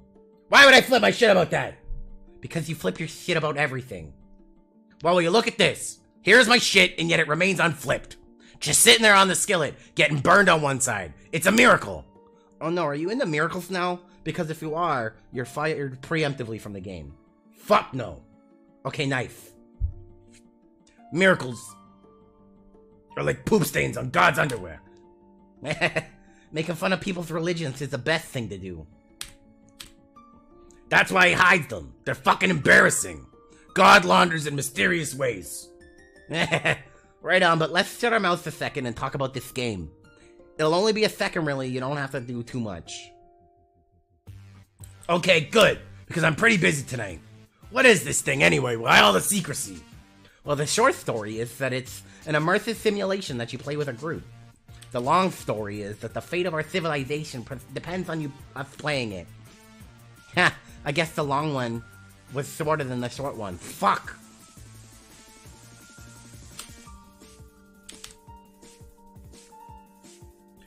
That sounds like melodramatic bullshit, but coming from you, color me unsurprised. Screw you, Vantis. This shit's more real than Kraft grub sauce. Right, okay. So you made this game? No. More like I adapted it. From what? Some crazy technology, AA, dug out of some ruins. Haven't you talked to her about it? Man, no. I can't talk to her. She's so spooky. I don't know why most of our friends are such psychos. Probably it's because most trolls are. If you heard what I heard every night, I mean, wow, fuck. No, let's not talk about your weird mutant brain. And don't scan mine or whatever. It's off limits, you douche. I told you like a billion times I can't do that, you nub-slurping fuckpod. Why are you two up to this secret stuff? Why haven't you told me anything about this? KK, I'm sorry, but really it's kind of a private matter between me and her, and I'd appreciate it if that was respected. Oh god, stop being so sensitive. It's a repugnant quality. Okay, how about you take your own advice? You are such a blubbering hypocrite. You're lucky I'm so fucking magnanimous and charitable, cause otherwise there's no chance I'd waste my time on you. What a load of shit. That's act that you actually think you're in hotshot. You know you hate yourself. Nobody hates himself more than you, idiot. Yeah, well, I hate you way more than I hate myself, and that's fucking saying something. In fact, I hate you more than I hate myself, and you hate yourself, and you hate me combined. Oh, fuck that noise, and every leaking orifice it's got. You know I hate the combined product of you and myself more than you could ever begin to hate me and myself and you and yourself on your worst day, so fucking deal with it. Okay, timeout for the idiot. The idiot gets a timeout and shuts up for a second. That's you. Just tell me what to do about this game. Okay, well, I'll send you a download soon. I'm setting up 2 teams, like 2 separate competing teams, so that there's a better chance of at least one group winning. And also, I guess to see which one can win faster. Okay, let me guess. There's a red team and a blue team, right? Yeah. You're on the red team. I will be the leader of the blue. Okay, then I guess I can pick my teammates then, right? Bro, you're not the red team leader. I picked GC for that. What? Dude, I did not think you'd be interested in this. Don't act all offended. Oh, wow, now I see. Really fucking clever, picking the blind girl to lead the team you're competing with. I knew you were cheater low like fucking scumbag with no scruples or self-esteem and were basically worthless on every level. But somehow I'm still disappointed in you. Yeah, I am such an idiot for not rewarding your bubbly personality and impeccable people skills with a readership gig. What an inconsiderate knuckle-sponge asshole I have been. I am a hatch leader and you know it. I know your filthy seed flap is fluttering in the profane breeze that's shooting out your stinking meal tunnel. I do know that much. How do you get out of your cocoon in the morning knowing you're the worst thing a universe was ever responsible for? Also, it must be hard with your hands persistently bothering every mutated set of genitals peppering that ghastly husky pawn off as a body. Has a female ever looked at you without once turning skyward and erupting like a vomit volcano? Answer me that. This is so immature, I'm basically just laughing here at how immature you are. Like, I really give a fuck who the red leader is. You want to be the leader? Fine, talk to GC about it. I guess these conversations we have do get kind of embarrassing in retrospect. Are we not friends anymore because of stuff I said? Nah, you literally ask me that every time. Are you joking? I can't even tell anymore. It's a joke, moron. Honestly, I'm just glad nobody else is privy to our conversations. Actually, why don't we make a fact to delete this one from our logs? I'm just shuddering here scrolling up and reading this. Yeah, okay. Sounds like someone downstairs is getting pretty crabby. This is not an encounter you were looking forward to. You'll probably put it off as long as you can manage. Why, who's this young lady? Your name is Terezi Pyrope. You're pretty enthusiastic about dragons, but you have a particular affection for their colorful scares, which you gather and use to decorate your hive. Though you live alone, deep in the woods, you surround yourself with a variety of plushy pals known as scalemates. You often spend your days with them in rounds of live-action role-playing. You used to engage in various forms of more extreme role-playing with your other friends before you had an accident. You take an interest in justice, holding particular fascination for orchestrating the demise of the wicked. You have taken up study for brutal Alternian law, and surround yourself with legal books. You have no need for copies printed in troll braille because you can smell and taste the words. You hope one day to join the honorable ranks of the Legislacerators. Your troll tag is Gallows Calibrator, and you speak with the numerals the blind prophets once used. You are presently the leader of the red team, poised to begin a mysterious game with 5 other friends, in direct competition with another 6 of your friends, comprising the blue team. What will you do? Cut to the chase, and begin LARPing immediately. It's pretty hard to live-action roleplay when there is no one who is alive nearby, but all of your scalemates are alive to you. At least you pretend to believe that, to annoy people. You prepare a new campaign for one of your favorite scenarios, court block drama. His Honorable Tyranny presides. On trial is an especially detestable fellow, Senator Lemon Snout. You've sparred with this scumbag before. Tonight, he faces justice. You'll play the role of the prosecuting attorney. On Alternia, there is no such thing as a defense attorney or a defense. In a court block, the word defense itself is offensive. Terezi, interrogate. Or Lemon Snout. Most of the interrogation is in the intimidating silence. Terezi, slap him around a bit. Slap. You don't want to slap too hard. Enough to sting, but not to bruise. It must be methodical, businesslike, and persistent. You only stop when you smell tears. Slap. Mr. Senator, you smell very nice. Your luscious yellow scales are like the sweetest gumdrops to your prosecution's nose. But your deceit stinks! Did you honestly think you could dip your corpulent snout into the Imperial beetle coffers like that and get away with it? Did you think your revolting abuse of the public trust would go unnoticed? Think again, good senator! While the prosecution may be blind, rest assured the League of Legislaturators sees all. Terezi, call a witness. Oh, well played, Lemon Snout. Well played! The prosecution's key witness, murdered! How convenient! The court block has little choice but to acknowledge your cunning. You have earned just a teensy sliver of your respect back, for now. But wait. Oh my! What have we here? The prosecution begs your pardon, dear Senator, but you appear to have dropped something. A personal satchel, perhaps? Chock full of illicit, embezzled beetles, with which you have the unmitigated cheek to waltz before his tyranny, concealed beneath your ill-gotten finery. The prosecution requests a short recess from his honorable tyranny so that all law-abiding and mother grub-fearing citizens may go outside and puke. Terezi, sentence the criminal.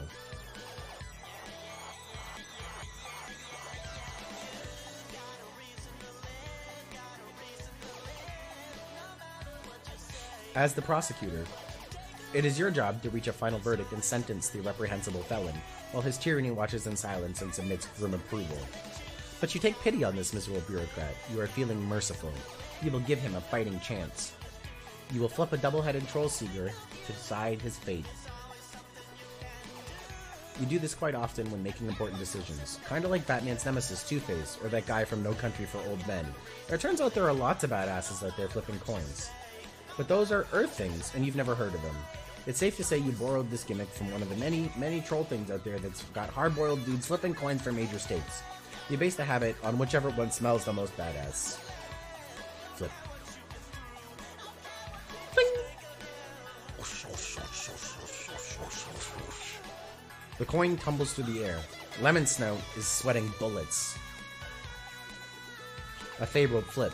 The senator exhales in relief. But what are you so happy about, Mr. Lemon Snout? He looks a bit confused. He quivers his lowly proboscis at the coin. See, the coin has exonerated him. Coin? What coin? Surely you jest, Mr. Senator. The prosecution sees no coin. She's blind, remember?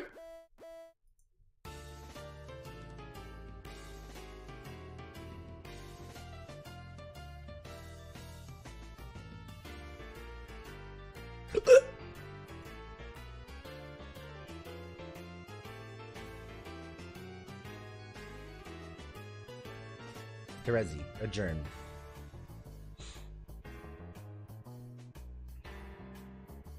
Another triumph for justice. The court block is adjourned.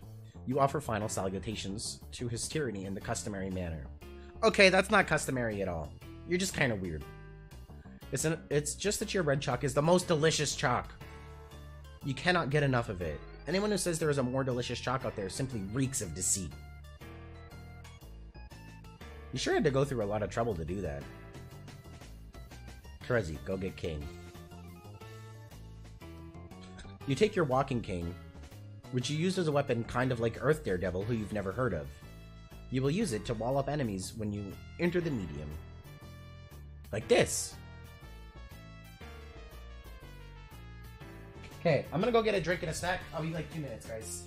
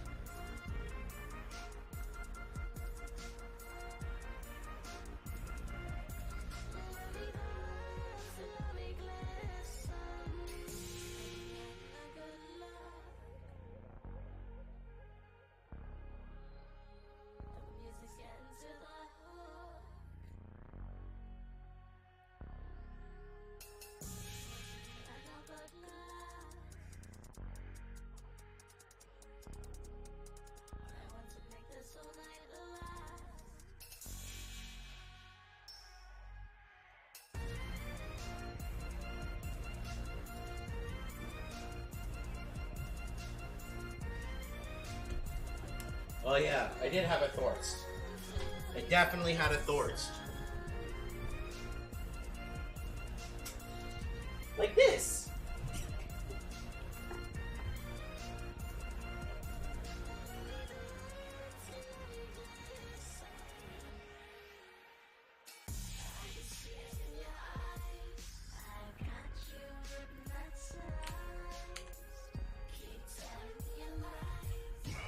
Terezi, begin recruiting red team members. Your nose begins scouring your chump roll through the saliva smears on your monitor for potential teammates so you can start playing. No, not her. Nope, not her. Definitely not that guy. Okay, how about this girl? You like to roleplay with her sometimes via chat. You pretend you're a member of the mysterious and noble Dragonid race. Well, she does her own goofy thing. You don't have it in your heart to tell her that your chat RPing is meant facetiously. I mean facetiously. Terezi, troll AC. GC lands on your whelping stoop and raps on your cave with her noble and elegant talon, and once with her mighty snout for good measure. Oh, AC saunters from her dark cave, a little bit sleepy from the recent kill. AC uses one of her mouths to lick the fresh blood off her paws, and the other one to blow you a kiss. GC, with a mighty whisk of her mighty tail, plucks the kiss out of the air, mightily. GC pockets the kiss in her enchanted rucksack for later, to do something magical, like make goblin wishes come true. Yes! AC finds that to be a most admirable use of a kiss. She thinks that goblin wishes need to come true too, just like any other kind of person's wishes. AC begs your pardon while she rips apart this tasty beast to prepare a meal for her cubs. GC eyes the beast hungrily and mightily. Uh-oh. GC eyes the cubs hungrily and mightily. Especially mightily. Don't you dare! I mean, AC shouts don't you dare, indignantly. But it is too late. GC scoops up a plump cub with her glistening majestic tail and flies off magically. The innocent cub is crying and crying and crying. AC says no and looks a bit crestfallen. AC gets a clever idea to slake the majestic dragon's mighty hunger. She prepares the lion's share of the slain armored collar bear for GC. GC's magnificent curiosity has been perked. Is it a bull collar bear? Oops, she asked that. AC pauses a moment and nods knowingly with a couple of smug grins on her face. She confirms it is indeed the bulliest of bears. GC instantly loses interest in the puny cub and drops it to the ground far below. But as it happens, the really cute cub lands in a bush safe and sound. Phew! GC's alarming and splendiferous girth settles over the succulent collar bear steak. When she finishes the savory red meat, she lifts her proud, wise head and opens her great big mouth and speaks the ancient tongue of 1,000 wisdoms. She says, "Hey, do you want to play a game with me?" AC crinkles up her nose and prepares for a really unprecedented marathon of baffling feline obstinacy. Her dragonity suitor will make neither rhyme nor reason of her perplexing behavior for even an instant. No, that was a real question. Want to play a game? Oh, hee. Okay, if you mean a computer game, then yeah, that sounds like fun. Okay, you can be on my team. Team? Who else is playing? I haven't decided yet. A whole bunch of us in 2 teams. Oh, well, it does sound like it will be a lot of fun, but I think I should get permission first. Blah! That's so stupid. He's not the boss of you. I know, but still, I'm kind of scared of him, and I think perhaps it's best to run it by him first so there isn't a kerfuffle about it or anything. Exactly. This is stupid in such a terrible myriad of dumb ways. You shouldn't be afraid of anyone. You kill big animals with your bare hands. And in any case, he lives nowhere near you, so the whole thing is extra stupid. I know. But I don't think it'll be a big deal. I'll just mention it casually and it'll be fine, I'm sure. And then we can play in just a little bit. Fine. In the meantime, I will go round up some more people to play. Okay. Feel like I should be saying, yeah, before everything they say. Yeah.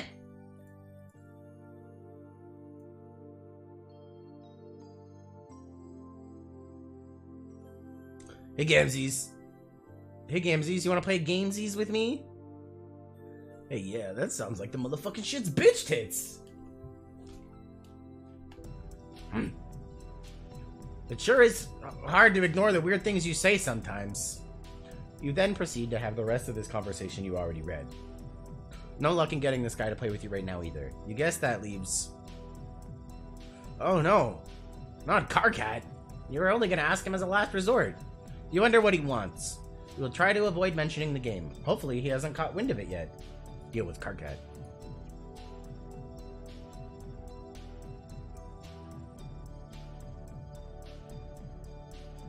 Hey, guess what? Big news! Like, holy shit, stop the presses! This is a humongous deal sort of news. What is it? You're not the red team leader. That's me.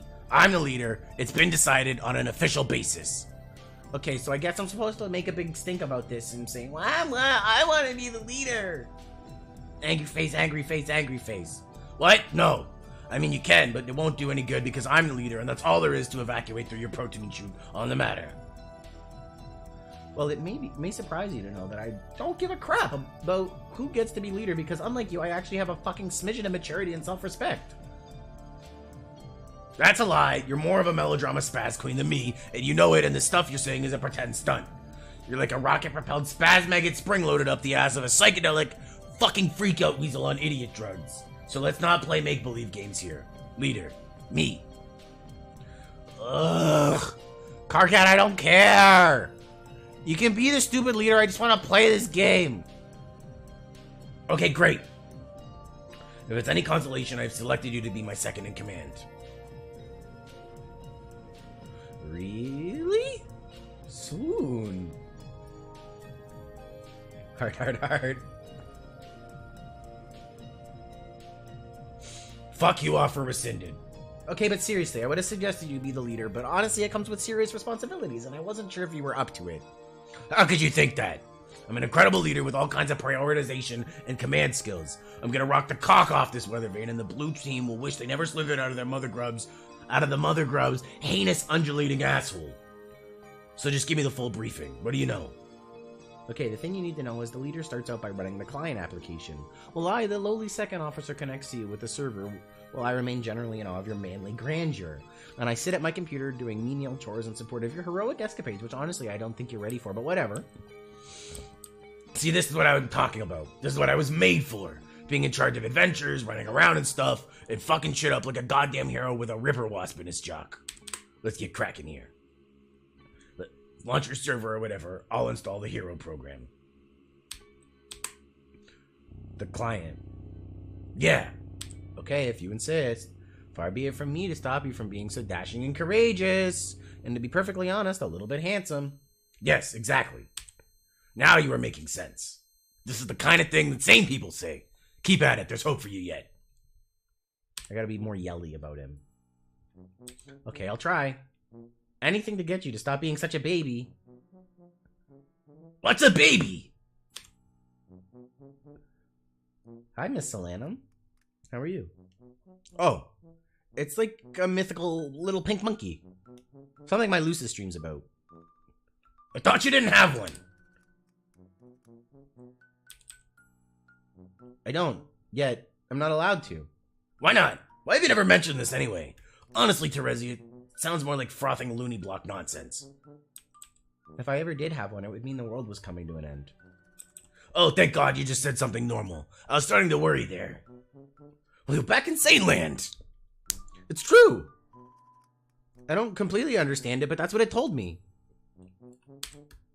We need to get you out of that fucking tree and into a proper goddamn lawn ring. You've been stunted living up there by the whispers of fucking bark gnomes or something. I think one of my neighbors was just cold recently. Maybe you could live there. No way, screw lawn rings. More like yawn rings. I love my tree. But you're welcome to visit sometime. It's especially nice in the third autumn. Okay, well, speaking of that, I should go downstairs and deal with this grumpy customer. It's gonna fondle major seed flap, but hopefully it'll be quick. You can establish your connection and do your trivial sidekick stuff, I guess, in the meantime. Okay.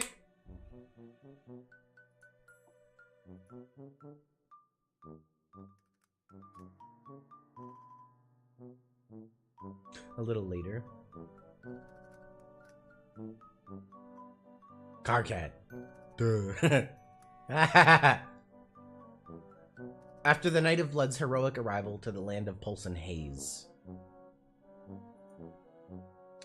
you quickly crafted a new weapon, Home Smell Ya Later, plus some other cool stuff. Carcat, deal with Terezi. You can see me, right? Tell me what is wrong with this picture. No, I can't see you, dumbass. Oh yeah. Anyway, press your nose against your slobbery screen and tell me what is wrong with this picture. Smells pretty terrible. That's because you just took a hard drag on my load gaper, which for some reason I've discovered outside on this little island. You mean your toilet? Well, ooh la la. Excuse my disdain for your blue-blooded vernacular. What color's your blood? Well, none of your business. Seriously, was that a serious question? Unbelievable. I will find out someday. What is with your obsession with colors? It's bad enough you waste all my hard-earned grist rambling my hive around like that. Not even in the direction of the fucking gate. But then you go and spend it on an ugly paint job. I killed a lot of imps for that grist. Karkat, please. Don't pretend you didn't enjoy going around killing things, and that you wouldn't enjoy killing a whole lot more. Prancing around with your little sickle being all adorable. Yeah, right. More like Adora Bloodthirsty. I'm prancing around being that, okay? Neutral face. Smiley face? Anyway, this is awful. This is no way for a leader to be treated. Sorry, this is what you wanted. The leader is the first one in. This is what the leader is supposed to do. No, this is not anything except for what bullshit is. A leader shouldn't be at the mercy of the hive renovation whimsy of a psychotic blind girl. When do I get the chance to fuck up someone's hive? I should be the next one to connect to a client.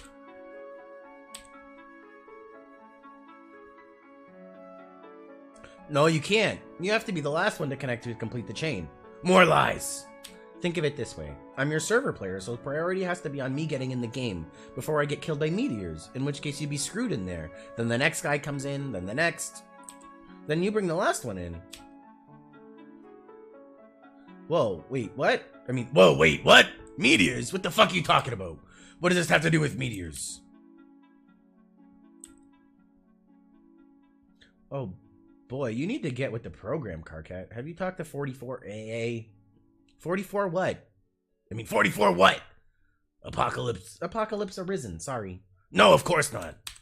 Or TA. Or AG, I guess, or CA. Really, there's like this whole conspiracy about this, as I'm finding out. Well, why don't you just tell me so I don't have to talk to any of those double-talking assholes? I can't. I gotta step out of the tree for a moment. When I come back, I will enter the game. See ya! A little while ago.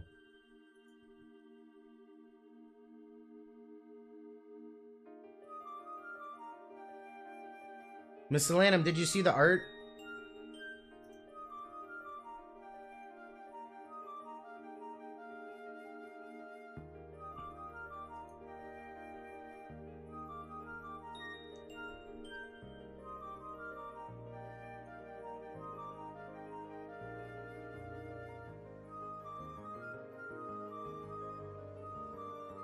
You're not sure why you did that, really.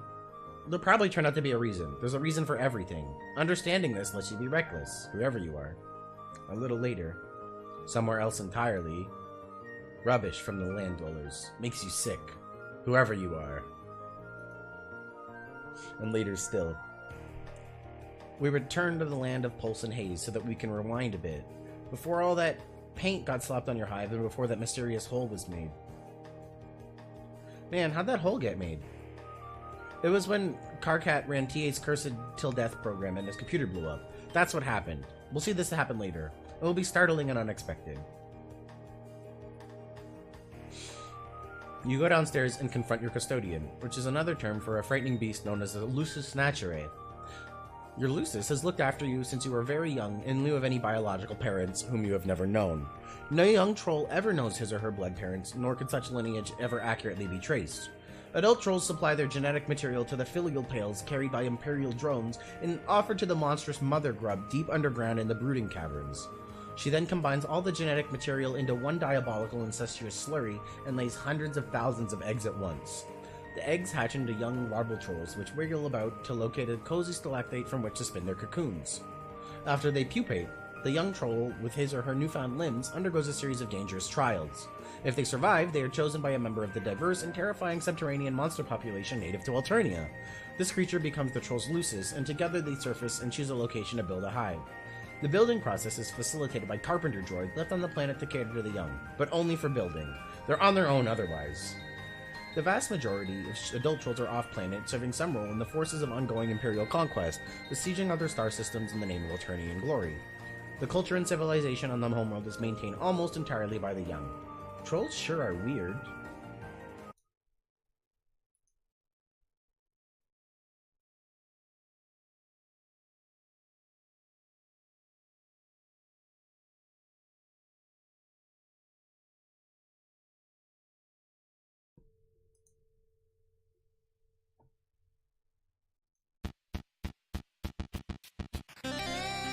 This is what it would sound like, guys.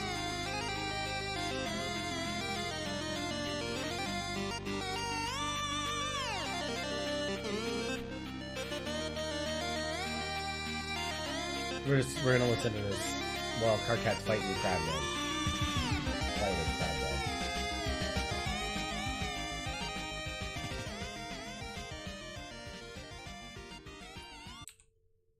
Etc. You leap into the domestic fray in an attempt to mollify your nannying aggressor.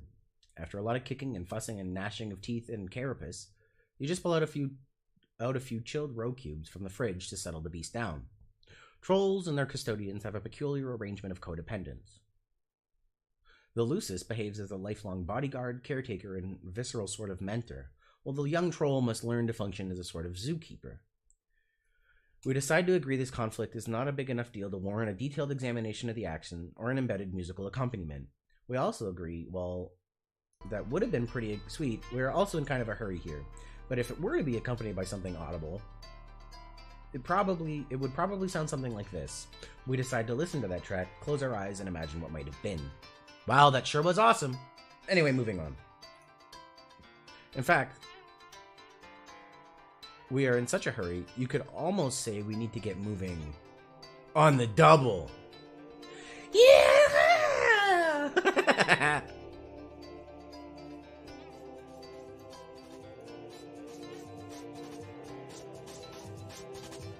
There's this pretty cool dude, okay? Some people seem to think he's cool, sometimes. He guesses they're right. I mean, maybe, if they say so. Actually, you know what? They're right.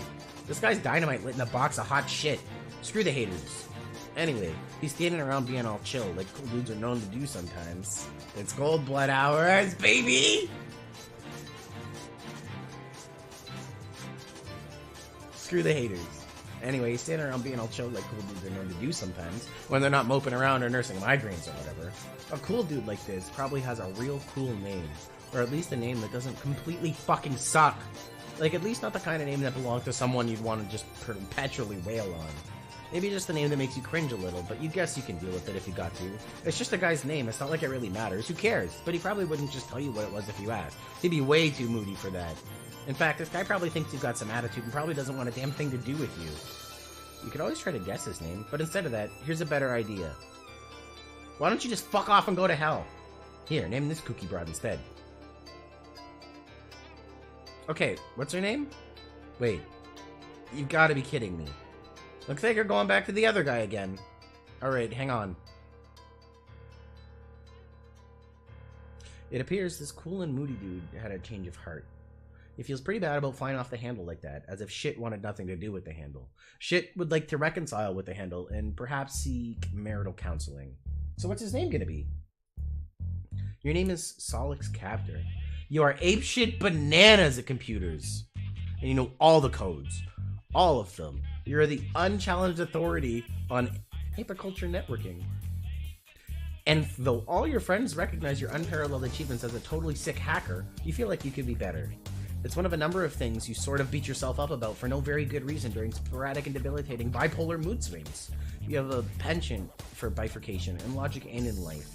Your mutant mind is hounded by the psychic screams of the imminently deceased. Your visions foretell of the planet's looming annihilation, and yet, unlike the typical sightless prophet of doom, you're gifted with vision twofold. For now. You've developed a new game, adapted via code parsed from the runes and glyphs in an ancient underground temple. You believe this game to be the salvation of your race, though you're not sure how yet. To ensure success, you will distribute the game to two teams of friends, a red team and a blue team. You will lead the latter group. Your troll tag is Twin Armageddon, and you tend to speak with a bit of a lisp. Solix, what will you do? What will you do? Equip throwing stars to strike specialists. Why would you do that? A high-level psionic has no use for any particular specialist allocation. Solix, fling stars, specialist word.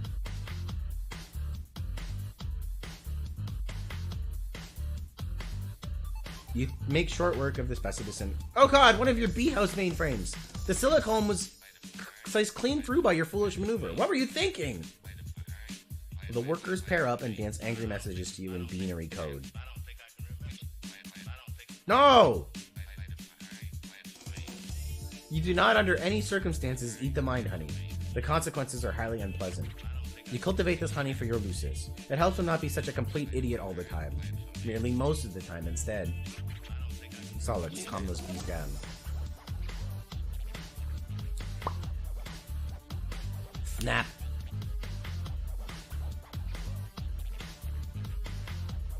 Solix, get to work at computer. You are always up to your nook in the newest and hottest games. It is hard to walk around the place without squishing them. Whenever that happens, you are screwed, and you just have to grow a new one from scratch. Or just pirate it, you guess. But tonight is no night for games. Well, okay, it is. But just one game in particular, and this game is no joking matter. It is Delirious Bug Nasty. Solix, recruit team leader. TZ, TC, TG, you want to be the leader of one of the teams? You mean for your game to save the world? Yeah. Okay, I picked the red team. Okay, I didn't say anything about a red team, or even that there were two teams, but fine. Obviously, you were gonna set up red and blue teams, come on.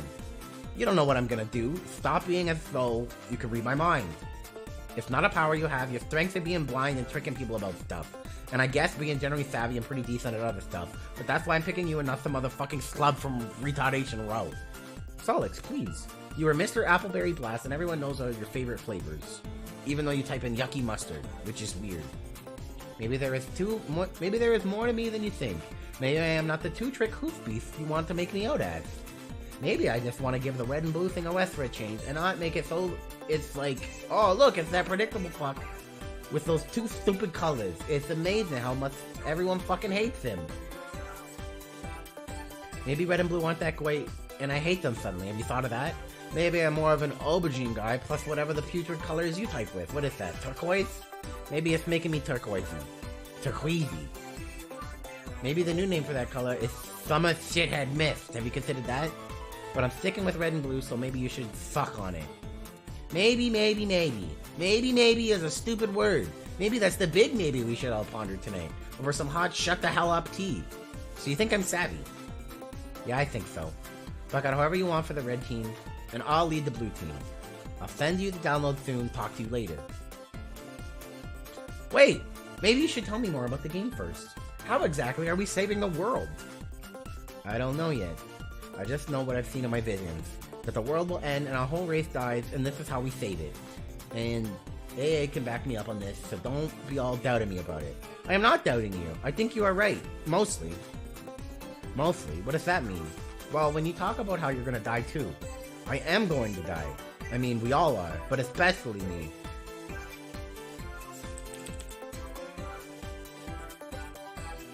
I am gonna get my ass served to me twofold. Double the service. Like two dudes on Double Butler Island. Getting worked over by a Siamese twin masseuse. But before I die, I'm going to go blind like you. It has to happen like that. I'm not sure why, but I think it's like fulfilling some requirement for a true prophet of doom. In order for the visions to be right, that has to happen, and then the universe will make sure it will. It's kind of like how a prophet earns his stripes, by being blind, like how an angel earns its wings. I choke. What's an angel? Some terrible mythical demon with these awful feathery wings. Damn, Yikes. son, where'd you find Charles! 6 months in a row! Thank you, hon. I really appreciate the resub. Welcome back. Much love, Choke. Much love.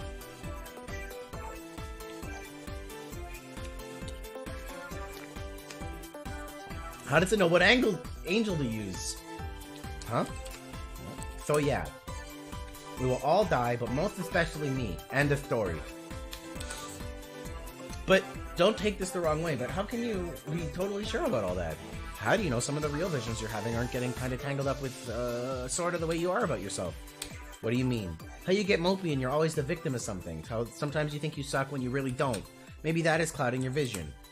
Okay, that's just some personal, private, emotional issues, and I'm dealing with that. And honestly, I'd not appreciate you not always throwing that in my face every goddamn opportunity you get. Like, this is a big circus act to you, and that is your special clown pie.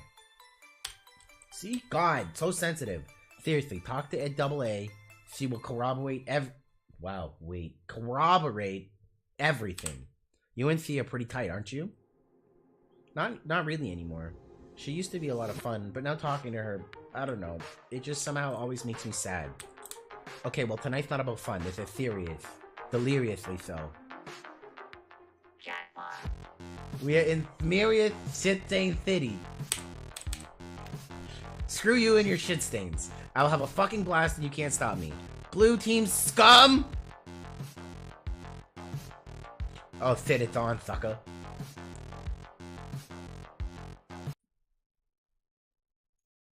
Luma Radio, come back.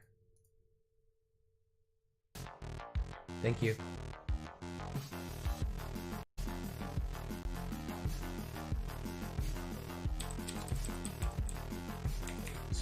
Seriously delirious business going on here. Duke. Oh, okay, that was completely meaningless. What was the point? Whoever you are. Solix, deal with Apocalypse Arisen. Did you set up the teams? Still working on it, but yeah, more or less. We should all be playing soon. And I guess leaving this dimension. That is what happens, right? Yes. So I guess you should be pretty happy when we finally get out of here. I don't know about that. Oh, will you at least be able to leave the voices behind? I don't know about that either. Isn't that kind of depressing? The thought that they might stay with you till you die? Not really. I'm okay with it. I'm okay with a lot of things. Even our inevitable failure, though it will briefly masquerade as victory. Wow, fuck. That was so much more depressing than the thing I just said. Therezi was right. You are such a drag to talk to these days. She was right about a lot of things. Wow, what a mysterious thing to say. I am so intrigued. Do me a favor and spare me a spooky conundrum tonight. You're kinda pissing me off. But you like to talk to me. This is a fact, not a question. They told me. Oh, your sources have spoken. Relay a message for me. Tell them to go haunt my huge creaking bone bulge. Why do you like to talk to me? Oh, I don't know. Maybe because we're supposed to save the world together? I also talk to you because, in case you haven't noticed, I despise myself and perpetually seek to duplicate through emotional pain the cacophony of physical pain my hideous mutant brain causes me every day. Oh god! I just had a breakthrough. Thank you so much for this. It was great. That was a joke. Here, type ha. Ha. Now type it again. Ha. There you go. You are now officially the life of the party.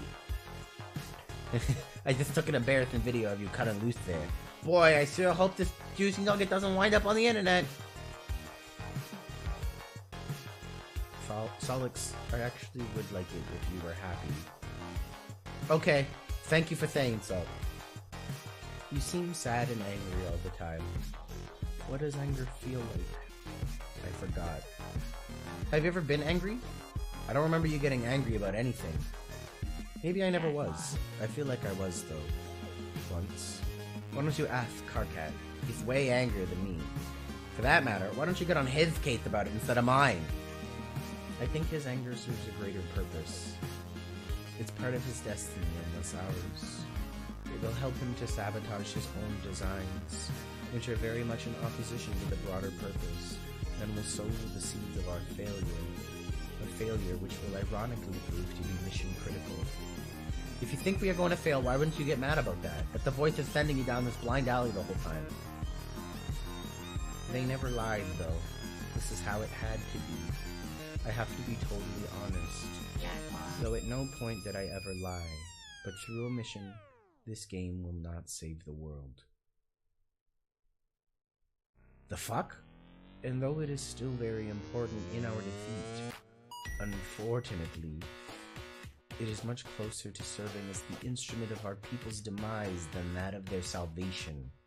And we 12 will behave simultaneously as the pawns and the orchestrators of the great undoing. I don't want to play anymore then. You will though. Fuck that, just watch. This shit is dusted. Check me out, I'll dust in it like a saucy fucking maid. It cannot be stopped. Meteors are en route. You know this, Solix. Who cares?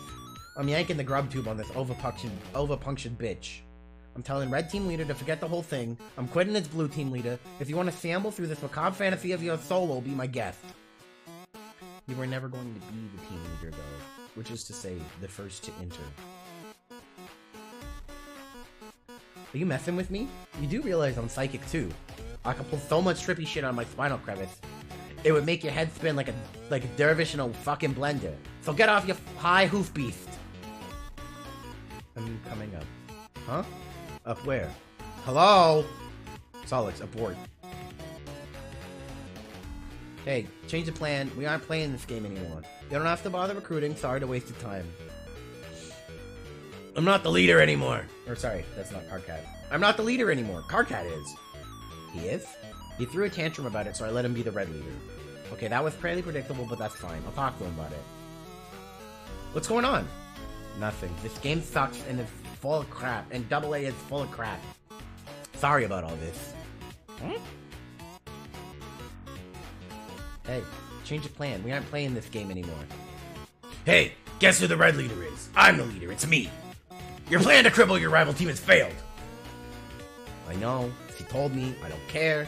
The game is bad news. It will cause the end of the world, not stop it. So forget it. Just go back to whatever you were doing. Writing your shitty code or whatever. Your shitty code or whatever. Haha! So pathetic. This is yet another feeble attempt to weaken your opposition. Terezi and I have already established a connection there. We're making great progress here. We are a great team, and I am a fantastic leader. We will beat this game in no time, while your team is clearly still asleep at the thorax.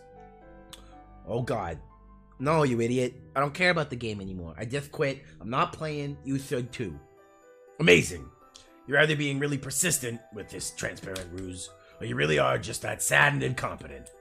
Neither case deserves my respect or my friendship. In fact, you know what? Friendship canceled. There, it's official. Bye-bye friendship.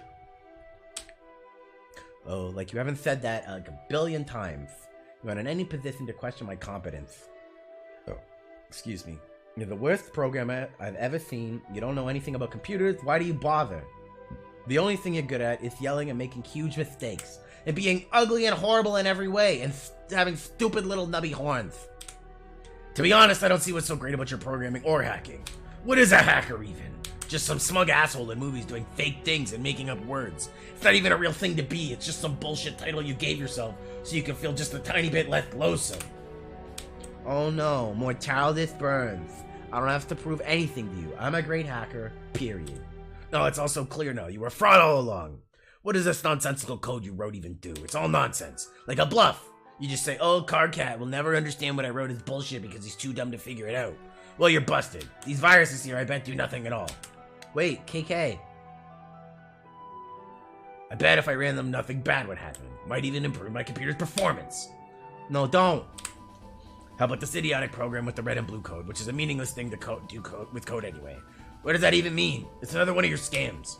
Why not sneak some bad clip art into the files too and pretend that's code?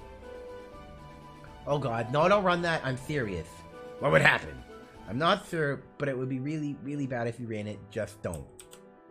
Aha! Just as I thought. You can't even come up with a good lie when I press you on it. Your bluff has been called. Compiling as we speak. It will auto-run when it finishes. And now I have to go attend to something outside because Terezi is doing something just unspeakably stupid right now. Whoops, forget I said that. It was privileged information. You are the dumbest grub fucker on this planet. I swear. Later, douchebag. KK, do not run that code. Hello? Carcinogeneticist's computer exploded. Oh my god.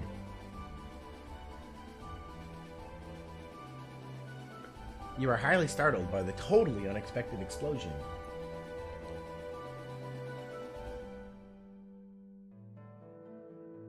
Cardcat and his friends and everyone they would ever meet thereafter would experience great misfortune on account of the curse unwittingly implemented through Solix's esoteric Mobius double reach-around virus. Erytros Lucis would soon die. All but one of their kernel sprites would be prototyped with a dead Lucis, each prior to entering the medium. Upon entry, they would each have a bittersweet reunion with the creature after the kernel hatched, triggering the sprite's metamorphosis. For the first time, the trolls will be able to have verbal conversations with their custodians and will be guided by them along their journey. Unfortunately, the underlings and warring royalty would gain the benefits of the monstrous prototypings as well. Each sprite, except for one, would only be prototyped once. The players would learn quickly that while one pre-entry prototyping per player was absolutely necessary for ultimate success, additional pre-entry prototypings merely empowered their enemies unnecessarily.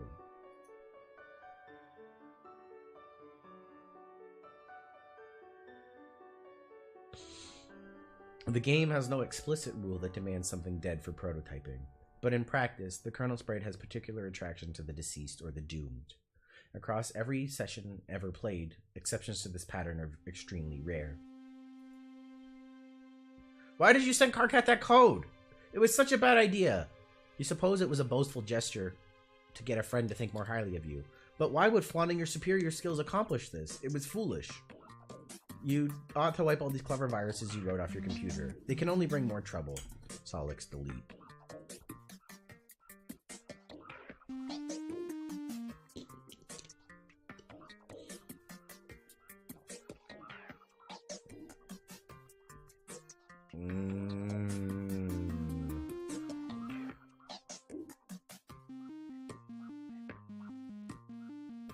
I'm uncomfortable. While deleting your virus folders, you pause on one oddball file you have lying around. You did not write this virus. You copied it from an obscure server far beyond your planet's global network. This application is running on that server perpetually.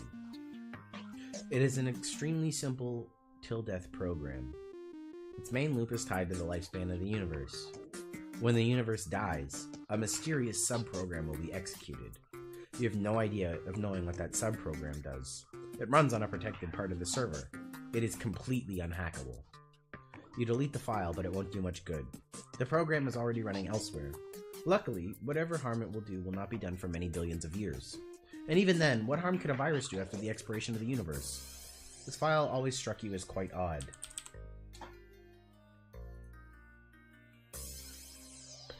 But Solix, even with his vision twofold, does not have the perceptional luxuries of our vision omnipresent. When executed, the subprogram will summon an indestructible demon into the recently voided universe. This monstrous being with the power to travel through time is inconvenienced very little by his arrival upon the great undoing. He has the entire cadaver of the expired universe to pick apart at his whim, from its birth through its swelling maturity and tapering decay.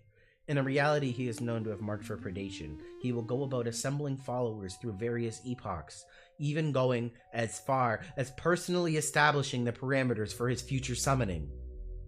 Solix couldn't know that the virus is essentially a formality. The demon is already here.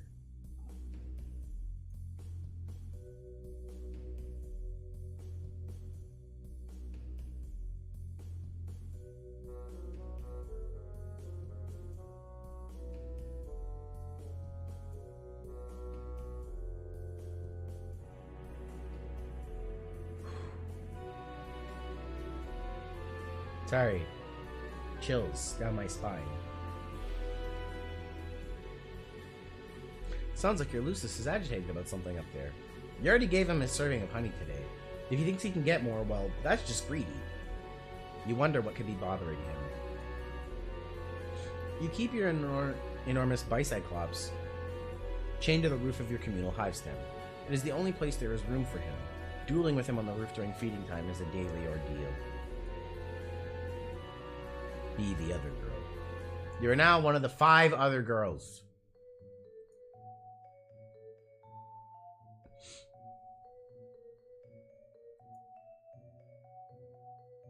No.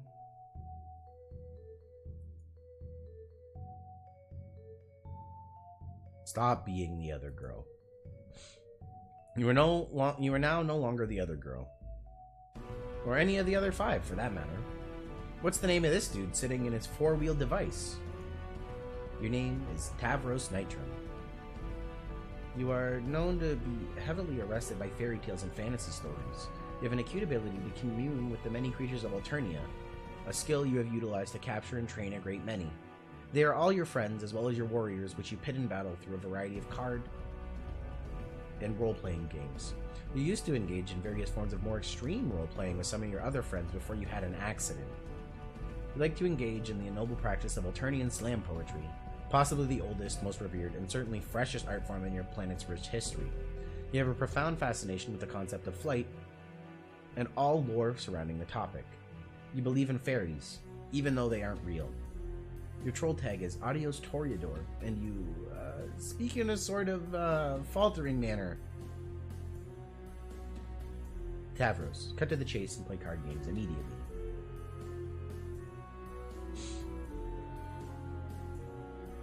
You kickstart a rousing match of Fight-A-Spawn with the only friend you've got to play it with in person, your loyal Lucis Tinkerbell.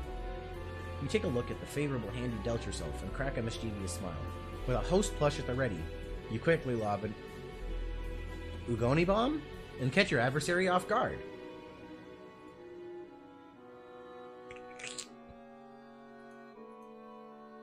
Lunge.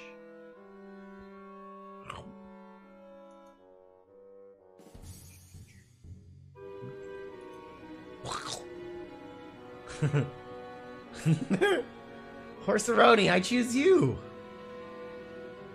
Tavros, command faithful steed. With a brooding whinny, Horseroni shuffles his mighty hooves and makes short work of the Fight Sucker, boosting his vitals. Horseroni is now primed and raring for battle. Look out, Tinkerbell! Tavros, Horseroni, Spawn Tech, Slumber Buddies.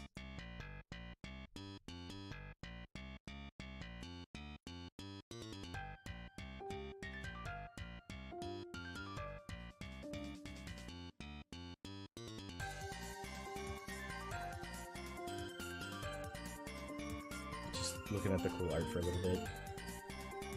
You use your awesome bestial communion abilities and bend the ferocious stallion to your will.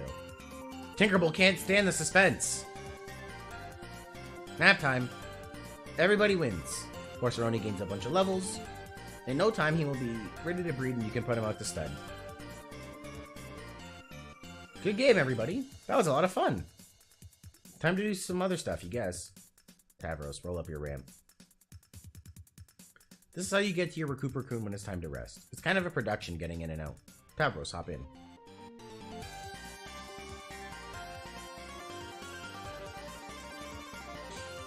You can't fit all the way in because of your huge horns. It makes it hard to get any solid shut-eye. Oh great, now you're covered in slime. Why did you do this? You're gonna have to change your clothes. There goes another solid hour down the tubes. Ah damn, and there goes your 4-wheel device down the ramp. That happens a lot. Tavros, take Lance. After a major cleanup rigmarole and a lot of crawling around your respite block, you equip your jousting lance. You like to practice your jousting outside. One day you hope to prove yourself worthy of recruitment into the halls of the dreaded Imperial Cavalreapers, assuming you are not slated for culling first on account of your disability, or really any other arbitrary reason. Tavros, admire posters. You wheel over to your favorite poster featuring Pupa Pan, which is your favorite thing. You've always fantasized that one day intrepid young Pupa would come and take you away, and together you would fly to a beautiful paradise planet of legend that has all sorts of fanciful stuff like pirates, treasure, a cruel villain with a missing arm and a missing eye, and these weird aliens called Indians. You have left your window open since you were very young, just in case Pupa stopped by one night and decided to splash a pinch of special stardust in your face. You've had this interest far prior to your accident. Being paralyzed isn't what made you want to be able to fly. That would be dumb and would make no sense. Being paralyzed does sort of make you want to be able to walk, though. Way in the future. Over the course of your long journey, at one point you were fitted with a cool pair of robo-legs. The guy who likes to build robots built them for you. But then, he does like to break them more than he likes to build them. It's usually why he builds them in the first place. Occasionally, though, he will allow philanthropy to override misanthropy. Robopy? Misanthropy. Misanthropy. Sorry, it's gonna bother me. You were lucky enough to have a friend who didn't mind getting her hands dirty on account of your best interest. A friend with a chainsaw. Guy who likes to build robots just stood there and watched. It would always make everyone uncomfortable whenever he would just stand there and watch. But before that, you had to scoot around in your wheel device throughout the various worlds of the medium and endure all sorts of follies related to your disability, which on account of their great plurality and marginal relevance, we will not get to see. Just as well. Wow. Look what happens when you space out and contemplate the future like that. The messages start piling up.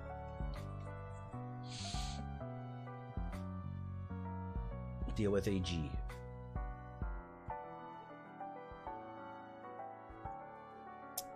Tavro! Oh, it's your girl. Arachnid's grip began trolling Taelios Toreador. Tavros! Hey, red team is gonna bite the dust. And I know you're on the red team. Whoa, really? Yeah, you totally are. My team's got no use for a boy that can't make no use of his legs. You were fated for a team of losers, full of blind girls and lame boys and cranky imbeciles. Smiley face. Okay, you're probably right about that, but I shouldn't be talking to you. Oh? I promised I wouldn't talk to you anymore. What? Promise who? Rufio.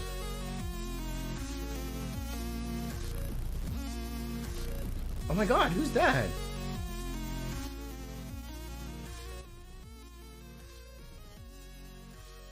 Oh my god, who's that? I hate this guy already.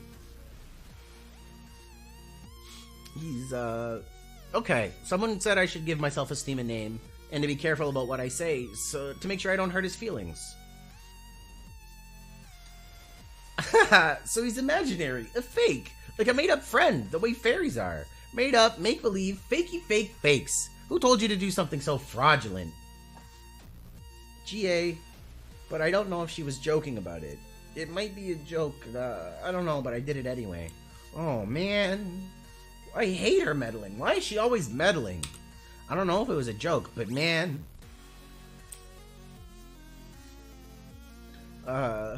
I don't think it was a joke. It was more like... Okay, complete this analogy. Laughing is to a joke as meddling is to... Exactly. That's what she just did to you. It is worse than a joke. It is worse than anything you can do. Next time, tell her to can it. That's what I do. But she keeps bugging me.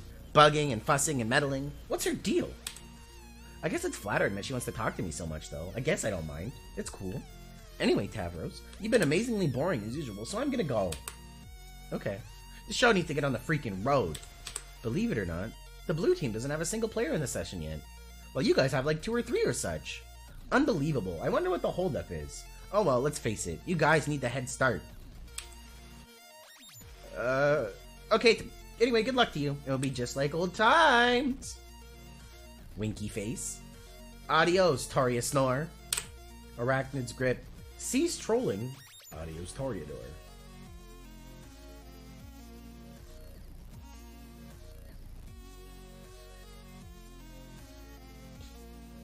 Tavros, rap with TC. Motherfuck, my brother. I'm sorry I kinda zoned out there. Hi.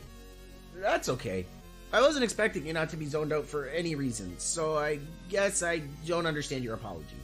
Alright, fuck yeah, it's all good anyway. I just zoned out when I was supposed to be all about being to tell you you're all on my team. Yeah, the red team, you mean? Shit, motherfucking yeah, my wicked motherfucker. Honk, honk, honk. Okay, that's great. I just heard about this from someone I don't want to talk about. But it still basically qualifies as good news. Honk, honk, honk, honk, honk. Fuck, you stole my fucking nose, bro. What got you even up the gumption to fucking do the shit like that? I don't know. It's just kind of the obvious thing to do. Stick the circle in front of the dots and behind the bendy one. Plus, oh yeah, my horns. Maybe we can slam about it. Yeah, I could kick the shit out of some rhymes, bro. I'll stir up some fucking hell mirth and rip open a fucking bag of harsh whimsy. Yeah, you can talk about the clown things, which I don't really understand ever, but that's okay. because it's kind of funny, whereas I'll address some topics pertaining to my interests and I guess personal motifs. Yeah, fuck yeah, that be how shit's all usually up and fucking locked, bro. But first, here's the thing with the game. Oh yeah, I almost forgot about the red team game. Yeah, okay, if I remember right, this is how it's juggling this shit. Lots of fucking balls in the air. Terezi connected to Carcass, so he's fucking chill. And I'm supposed to connect to her soon to get her all chill too. But she's in the woods doing something. When she comes back, she starts playing. So in the meantime, motherfucking time, I'm supposed to get you to connect to me. But I fucking spaced out and forgot.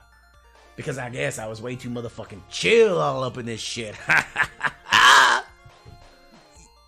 Yeah, I understand. So just download this motherfucker I'm sending you so we can kick this bitch down the stairs. Okay, I'll do that. And in the meantime, shall I queue up the strict beats? Aw, brother, now you all fuck up and done it. You are fucking wheel deep in a big sloppy massacre pie top with motherfucking whipped rhyme. How strict are those beats, motherfucker? How strict are those beats at, motherfucker? Well, I turned up those bitches pretty stern. Set beats to lecture, and I'm kind of going hog wild on the curmudgeon knob, which I had recently installed. God damn! Tell me more while I get my reach on for this frosty brew. Okay. Imagine an array of beats that set limits. They got a rule book, it doesn't pay to skim it. Because there's not a lot of latitude, they won't stand for an attitude. And crossing them's a habit you'd not really want to get into because they get pretty mad at you.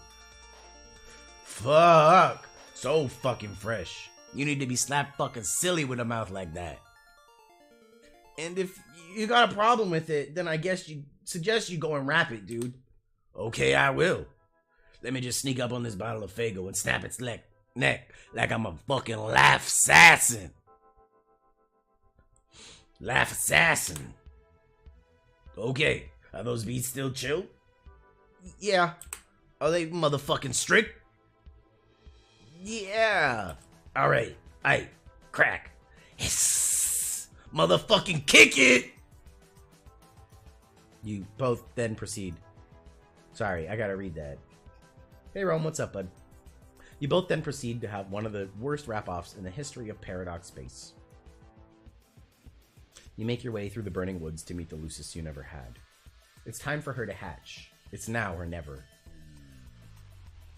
Since the world is about to end anyway, you suppose it no longer matters if the doomsday scale is tipped.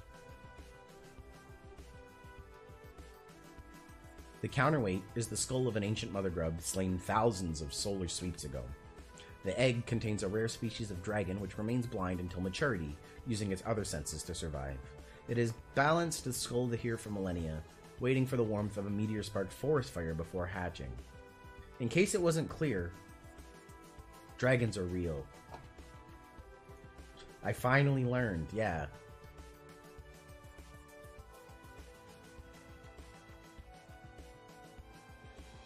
While she slept in her egg, she would communicate with you in your sleep.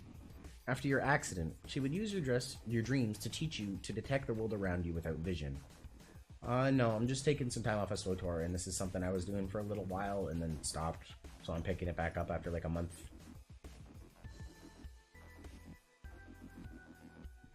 As you learn, your dreams became more vivid. Where before there was darkness, odors and flavors painted a striking picture. You found yourself surrounded by bright honey walls, and in the sky was a huge tasty ball of cotton candy, which is this sweet troll delicacy we wouldn't know anything about. The first time you caught a glimpse of this world in your dreams, there was no turning back. How you doing today, Rome? The young Lucis would take to the sky and promptly get herself killed. This would be much more shocking and maybe a little bit more sad if we didn't already know what was going to happen. We already knew this, but of course you didn't.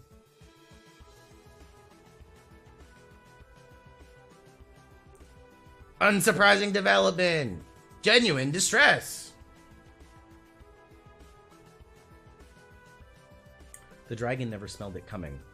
She would fall to your tree hive.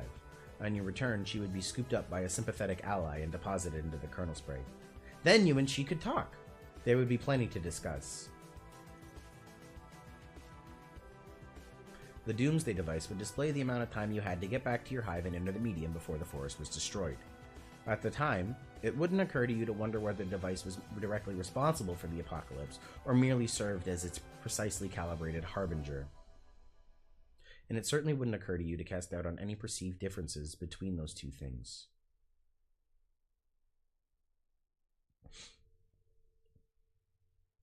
It wouldn't be until later, when you better understood the game you were about to play.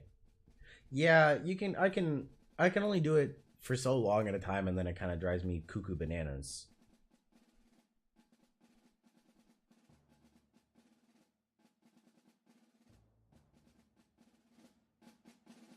Be the other girl. Be the other girl. You are now the other girl. Render the girl in a more symbolic manner. There, that's better. We can now be properly introduced. Who's this spooky lady? Your name is Aradia Megiddo.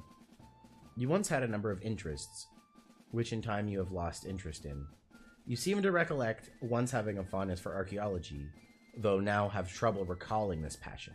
It nonetheless has led you to find your present calling, which came through the discovery of these mystic ruins on which you presently stand, and which you recently desecrated out of boredom.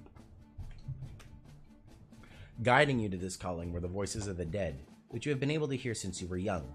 The voices have become louder as the Great Undoing approaches. This trend and escalation began after an accident involving a certain kind of role-playing, which might have been another of your interests once upon a time. It doesn't matter much anymore. The accident resulted in the death of your Lucis, which prompted you to leave your home and take up these ruins as residence. On the instruction of your ancestors, you have recovered mysterious technology from the ruins and convinced a friend to adapt it into a game that will bring about the destruction of your civilization. And by convinced, you suppose you mean tricked. He has tentatively named the game Escrub, which is a word that is not terribly elegant. If it were marketed by a legitimate game company instead of rapidly patched together by a young hacker, it would ostensibly be given a better title. He is presently mobilizing 12 friends to play it, including him and yourself. He believes he will lead the blue team, but he is wrong. Your troll tag is Apocalypse Arisen, and there is typically a pronounced hollowness to your words. What will you do? Aradia, retrieve computer. It's not up to you to decide what you retrieve from your Sylladex. It's up to the spirits.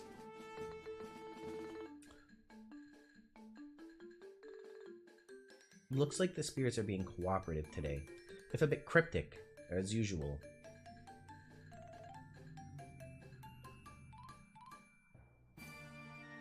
Who's this douchebag? Is that the... oh, it's the Crosby top.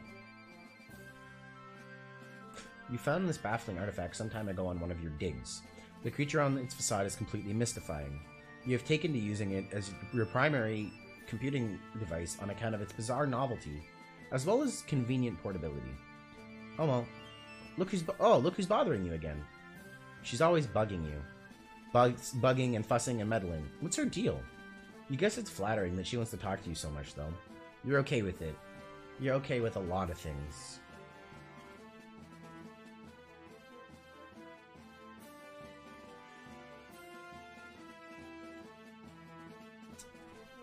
Grim Oxylatrix began trolling Apocalypse Arisen. Hi again, Aradia. Oh no. So I guess tonight is the night you blow everything up. Wide eyes. Is there nothing I can do to change your mind? No. Or yes. Yes, there's nothing. And no, you can't. But you shouldn't pretend as if you believe this has anything to do with the state of my mind, or the decisions it will make or already has made. Yeah, I guess not. I thought I'd be friendly, though, and remind you that you do, in fact, have a hand in all the terrible things that are about to happen, because that's what friends are for, and the fact that what ensues will be terrible is an immutable fact I am stating for the record, and the fact that we will not be on the same team is similarly immutable. Hey, thanks for the bits, Rome, I appreciate it. Similarly immutable. It does not mean that teamwork is what isn't taking place here. Sorry, I didn't follow that. I'll be here to help if you need me. Okay. Thanks. Tick tock. Tick tock. Tick tock. Waiting for the apocalypse is so boring. Guess you'll check on Solix to see how he's coming along with those teens. Check on Solix. You then had a conversation we already read, which began like this. Did you set up the teams? And ended like this. I'm coming up. And then you went up. Aradia, go up. You wonder what she wants. What's with all these girls bugging you? Bugging and fussing and meddling. Aradia! Oh boy, that's way too many of the same letter in a row twice. I know! So we're about to get started, right? Have you tricked Solix yet? Do you have Mr. Two Eyes all befuddled and flustered in your web of lies? Or Mr. Four Eyes? I don't know. Which nickname do you think would be suitably derogatory in this case, Aradia? How about 8 Eyes? Minus 7. I did not trick him. I didn't trick him. It's not like that. Okay, whatever. The point is, once you have pulled the finely woven silken mesh over his dumb, different colored eyes, you and I will start playing the game and be the blue team leaders. That's how this will work, right? Wait, do you mind if we are co-leaders? I forgot to ask. I just assumed it was okay with you. I don't care. Great, that's the spirit. And when I bring you into the game, whatever the hell that means, then we can send each other stuff, right? That is how this works, right? Yes. Awesome. Because I have a present for you. It's a surprise and it's going to be great. From me to you. Just from me. From me alone and nobody else. I can't wait to see the look on your face when you see. Okay. I'm sure it will be very thoughtful. Hey, speaking of which, what will the name of our team be? The blue team. No. I know that. I mean the name of our team. You and me. Just us. I haven't given it any thought, nor did I think such a thing was up for consideration. But if you want to pretend we both have a separate team together and name that team, then knock yourself out. I just thought it would be really fitting. Kind of like a fresh start, you know? I don't know, what are our shared interests? I guess I never really thought about this. I guess I'm used to thinking of you as the enemy. There must be some overlap in profiles. Come on, let's brainstorm. Wide-eyed emoji. Man, it'll be great. We'll be unstoppable. Surely you must admit it'll be nice to rebound from the team charge debacle. I never think about that anymore. Oh man, I'm so dumb. Here I am running my mouth and opening up old wounds while at the very same time trying to make amends. What an idiot. It's okay. Hey, speaking of which, that loser isn't going to be on the blue team, is he? Which loser? Your old team buddy. No. Oh, thank fucking goodness. Talk about dead weight. You made the right choice, leader. I mean, co-leader. I didn't exclude him for that reason. Or at all. You're just not getting it. You'd never listen. Man, now I got this huge beef grub lodged in my nook just thinking about him. I'm gonna go give him a hard time. Let me know when you're live. Later. Arachnid's grip. Ceased trolling. Apocalypse arisen. Does anybody recognize that name? Does anybody recognize that name there of one of my assassin? Maybe.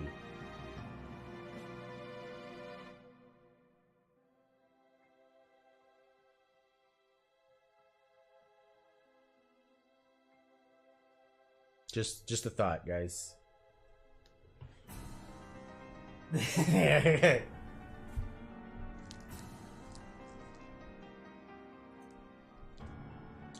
You try to be the mysterious spider girl and fail. She's way too mysterious for you to be her yet. Seriously, what's up with those glasses? What's up with that robo arm? What's her deal?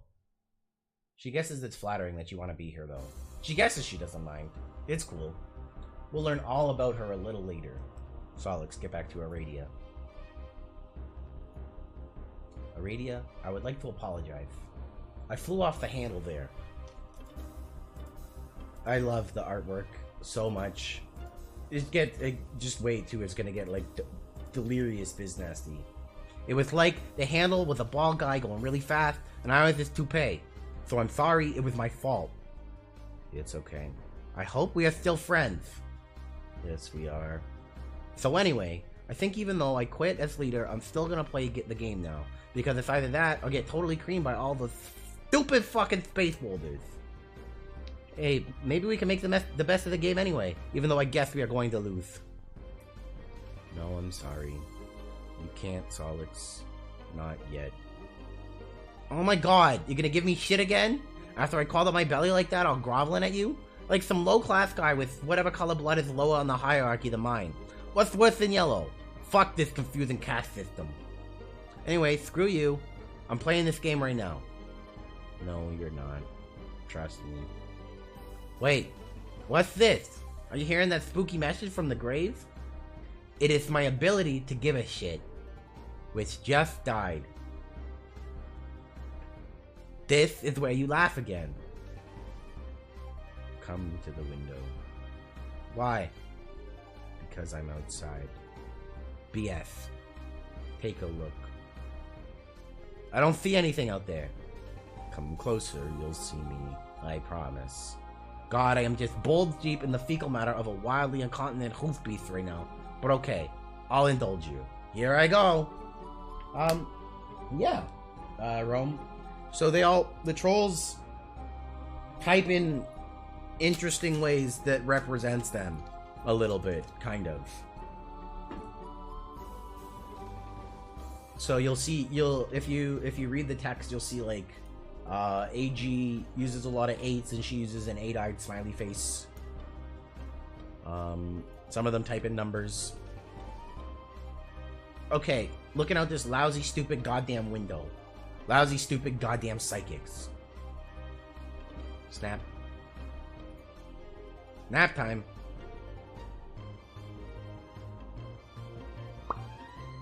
Much later. When you would finally wake up, you'd discover all your teammates had been connected to each other and entered the medium. You would be the last to enter. Your long nap would facilitate a series of important dreams that would prove essential in support of your teammates.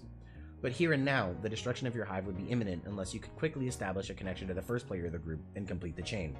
Solix, wake up. Oh. The mind, honey. Some of it got in your mouth. You do not under any circumstances eat the mind, honey! Big ol' optic blast.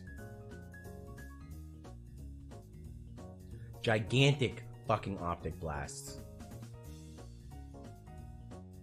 Since that moody kid is busy flipping his bifurcated lid, we might as well take a moment to get to know this silly cat girl. Gosh, who is she? Your name is Nepeta Lejon. You live in a cave that is also a hive, but still mostly just a cave. You like to engage in friendly role-playing, but not the dangerous kind. Never the dangerous kind. It's too dangerous. Too many of your good friends have gotten hurt that way. Your daily routine is dangerous enough as it is. You prowl the wilderness for great beasts and stalk them and take them down with nothing but your sharp claws and teeth. You take them back to your cave and eat them, and from time to time wear their pelts for fun. You like to paint wall comics using blood and soot and ash and depicting exciting tales from the hunt, and other goofy stories about you and your numerous pals. Your best pal of all is a little bossy, and people wonder why you even bother with him, but someone has to keep him pacified. If not you, then who? Everyone has an important job to do. Your troll tag is Arsenic Catnip, and your speech precedes itself with the face of your Lucis, who is possibly the cutest and perhaps the best kitty you have ever seen. You know, yeah. Nepeta, retrieve claws from arms. You are always wearing your claw gloves. You never know when you might encounter some unsuspecting prey, or when some prey might encounter an unsuspecting you. On Alternia, everything is considered unsuspecting prey by everything else. Scratch Lucis behind ears. She sure enjoys a good scratch. Pounce de Leon is the best kitty cat. You and she go on adventures together in search of the Fountain of Cute. You ride your Sherpod mount into the rugged frontier, and sometimes she rides you when she gets tired, which is frequently. It sure will be sad when she dies, but who knows when or how that will happen. We may not even really have the time to find out. Later there was a cave-in. Nepeta, examine computer. You saunter over to your drawing tablet computer. You use this to draw on a computer. It would be cool if this could somehow be adapted to serve as a fetch modus as well. That would be so much more fun than the frustrating one you're using now. You wonder what this grumpy fellow wants. Probably something to do with that game. That seems to be all anybody's talking about lately. Nepeta, answer Karkat.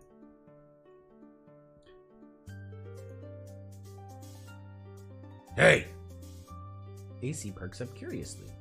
She wiggles her rear end of it and then chases something she sees bounce onto one of Karkat's shoes. Karkat can't believe he has to sink this low.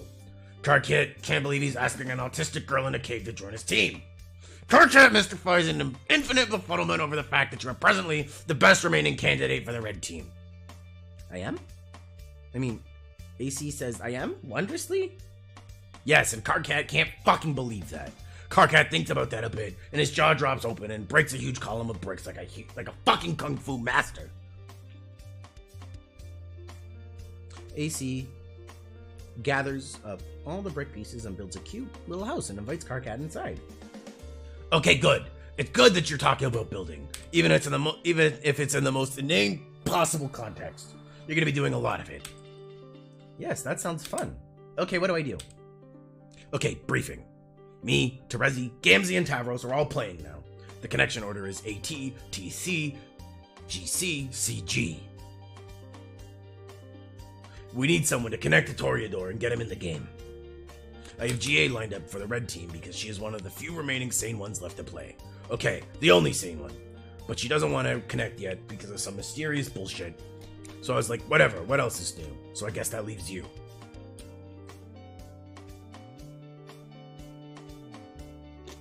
Terezi said she had you lined up to play back when she was the fake leader, so I said fine. So just connect to Tavros and later we'll worry about getting you in. Alright, I will talk to him about that. Oh. AC pauses and looks up with a little bit of chagrin. I forgot I have to talk to someone else about this. I have been procrastinating. Oh god, are you really serious? It's not that big of a deal. This boggles my mind. How can you be the best friends with the only guy on the planet who's a bigger asshole than me? He's not so bad. She's scum. But do whatever you gotta do, I guess. Tavros is waiting. Nepeta, consult with friend on the matter. Arsenic's catnip began trolling Centaur's testicle.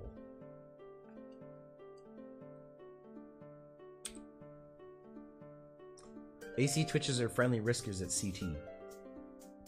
Hi. Hi! CT perplexes over where she put that important wrench that he needed for building a fancy robot or something. He says, now where did that silly old wrench go? Look! What are you expecting to accomplish with this? But oh look! CT peeks around the corner to find that a very playful kitty has stolen the robot wrench and is now kicking it vigorously with her hind legs. This is foolishness upon 100,000 prior, equally unsolicited foolishnesses. You'll stop now. Rawr! You're so lame. I'm not. I'm fine. No, lame. No, I'm not. Lame. No. You've never played a fun pretend game with me ever even once. Even Karkat does it sometimes, even if he does mean it in a grumpy and insincere way. But at least it's still fun. Yuck. Don't pollute my incoming data stream with his name, or any sort of excremental language you pick up from his ilk. I see right through your stupid act. Who are you trying to kid? Look, how can you go out of your way to use words that have X's in them so you can use your city little percent signs? Or you use these absurd words that you can shoehorn a loo into, even if it's not strictly replacing loo. You are so transparent. I can tell you like to play games. Deep down you are a guy who likes to play games. I can smell a guy who likes to play games from so far away with his nose you'll have no idea. If you're looking for a loophole through which you may extract concessions from me, you'll have to look elsewhere. See? What the hell? Nepeta, what did I say about that awful language? I won't stand for it, and you'll stop. Oops. Sorry. Your fraternization with the base classes have loosened your morals. Can't you see this? No! I don't care. They are fun. And I don't know anything about classes or bases or blood color. It doesn't matter. What does green blood even mean? It doesn't mean anything to me, and it shouldn't mean anything to anyone else. Well, green blood is okay, but it's not great. But that's why you're lucky to have me to look out for you. Because you don't know better, and you can't fight the role the mother had in store for you. Rawr, you are such a hypocrite. You pretend to be so high and mighty, but I know you're not, and I know you like games. Look at that silly little bow and arrow you always type. It's always there, you never forget. Why would you do that if it wasn't a playful fun thing? I am so onto you. My bow and arrow are highly dignified symbols. LOL. BS. Archery is among the highest and most exceptional crafts held in tremendous regard by the most aloof classes for centuries. You suck at archery. No. Yes. No. Yes. No, I don't. Yes. Yes, yes, yes. Have you ever even successfully fired an arrow? Like, actually got one to leave the bow? I think we need to stop talking about archery. Nuh-uh. Yes. No. We will stop talking about archery. The topic is making me sweat. Ew, you're so gross. No, you're the one who exercises distasteful practices. No, that's you. Everyone knows you're a weirdo and a creep. That's why you're lucky to have me to keep an eye on you. No one else can stand you. You exterminate beautiful, innocent creatures by the hundreds. I can't condone such wretched behavior. Beasts are meant to be looked upon with adoration. But I eat them. I don't kill anything I don't eat. That would be mean. I guess that's basically acceptable in principle, but I still find it a bit unsavory. Well, I think your habits are unsavory. I think your habits are unsavory. No, they're not. Yaha. You're wrong about me, Nepeta. I do like to play games, but they must be extremely important games with very high stakes. Not the kind played by translucent green wigglers who let loose an excremental surge hard in their wiggler-bottom diaper stubs. As it happens, I have arranged to play just a game tonight. Aurelia and I have a private engagement to be co-leaders of the blue team. Oh yeah? Well, just by perchance, it happens that AC has a private and sneaky engagement to play this game as well. And by a persnickety twist of fate, she will be on the red team, with our other great friends who like to play their childish diaper poop games. Absolutely not. Absolutely. I forbid this. You will take your position on the blue team with me. Yeah, right. I will take my position into this funny pounce ball and tackle you. That's nonsense. You're nowhere even remotely within my proximity that would be necessary to execute such a maneuver. AC rolls her eyes almost as hard as she is rolling around in this really interesting smell. The thought of you fraternizing and abetting those stink-blooded hooligans strikes me as a scandal beyond measure. I'm afraid you're too delicate to withstand that sort of corruption. It's forbidden. Nah-uh. Yes, you won't. No, I will.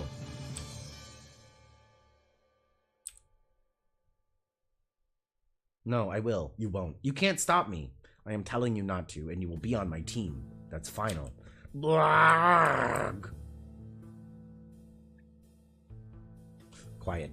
Why do you do this? Why are you so confident about your stupid commands? Don't you know you can't actually tell me what to do?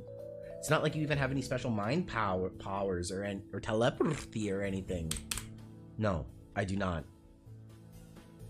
And yet, you will do as I say. Yes, well, we will just see about that. Yes, we will. You will join me on my team shortly. Stand by for further instruction. You're angry, and I appreciate that, but it doesn't matter. Discussion over. Bad faces.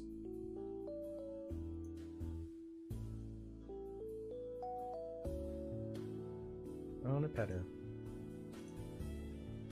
AC curls up in Tavros's lap. Okay, for the time being, and for the sake of this fantasy scenario, I pretend that my cat allergies aren't that bad.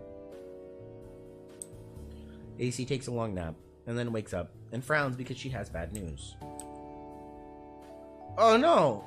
Is what I say about the bad news, not the nap. Tavros, I'm sorry I can't be on your team, I'm not allowed. Oh, that's okay. Then I guess he said no then. Yes, unfortunately. I'm so mad! It's probably for the best that you listen to him. I don't know, you think so? Well, if you didn't listen to him before, you might have played games with us before. and something bad might have happened to you. Perhaps, but I still feel bad. I'll find another player. It's not a big deal. Good luck being on the blue team. Okay, thanks. Sad faces. You fondly recall your days of far more intensive role-playing. It seems like so long ago now. Aside from a few unfortunate moments, it was a lot of fun. If you had to do it all over again, you suppose you would select better company. Maybe this game you are playing tonight will rekindle some of that excitement. Tinkerbell? Some time ago. You stand in your room on a healthy pair of legs and in a plucky little outfit.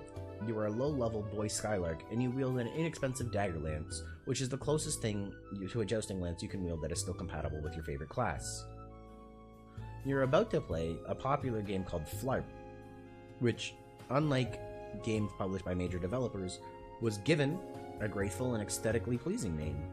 It's a title under the extreme role-playing genre, and playing it without caution can have serious real-world consequences. But that's what makes it fun. Hey, Flarp, guys. When you activate Flarp's Grub, the campaign program for tonight will begin. Team Charge will do Team Scourge as usual. This is gonna be great. Tavros, contact fellow Team Charge member. Aradia, my grub is laying now, so I'll be ready soon. Cool. Mine too. I don't know where Terezi is, though. She's running late. Should we wait?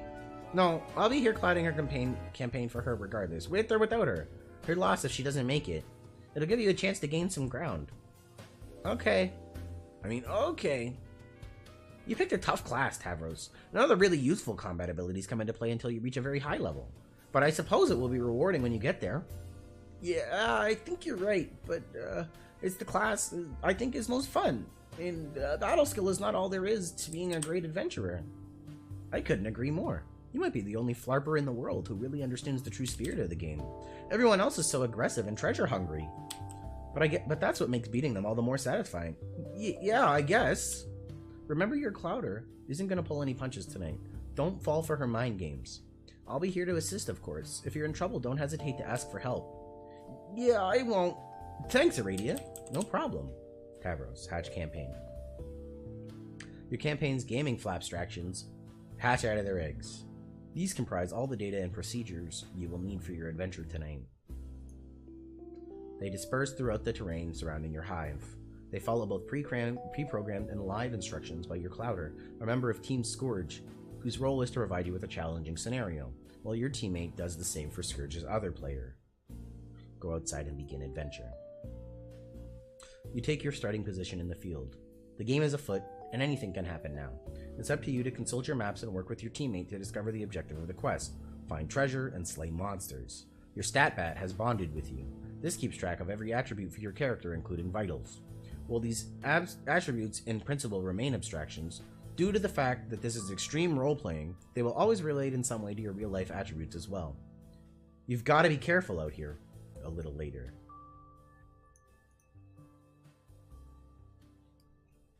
Well... Hey, boy Skytard. Are you just gonna stand there all night? Make your move, make your move, make your move! I just think these monsters are too strong. Sorry, but they don't seem appropriate for this campaign. Weak! Weaky, weaky, weak. Weaky? Is that a real thing to say? Yes. Your blatant excuse-making is the weakiest lame that ever shit the coward bed. Roll your dice. Make your move. Advance or abscond. I can't abscond. There's no absconding place.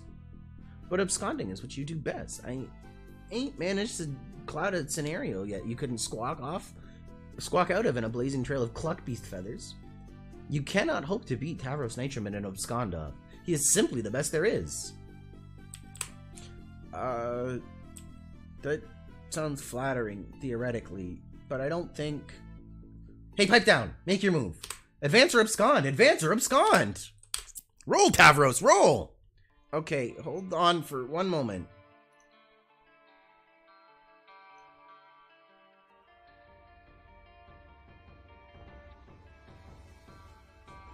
Aradia, hey, are you there?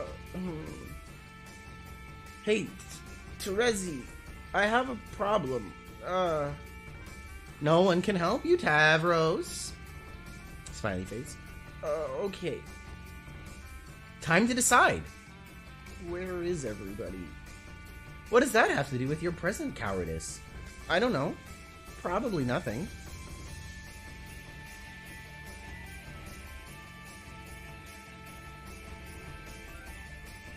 Are you going to roll? No.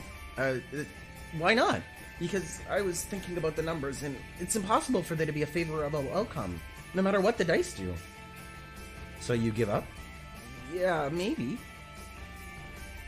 Why not roll and make it official? Why would you want to cheapskate me out of bonuses like that? It's so thoughtless. Am I gonna have to take matters into my own hands to make your move for you? I thought you couldn't use powers. I mean, real life powers, not game ones. It's against the rules. But if you're going to break the rules and refuse to roll, what choice do I have? I hate that it had to come to this, but what can I do?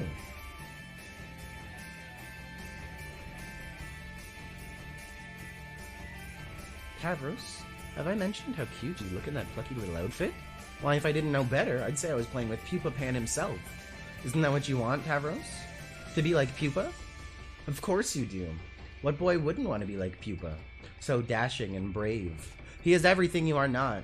For one thing, he can fly. Do you want to fly, Tavros? Have you ever tried to fly? I bet you haven't. How about we take to the skies, Pupa? Oh, you like that idea, Pupa. Do you? Yes, you do. I can feel it in your simple, malleable brain. You want to fly so bad. Fly, Pupa! Fly!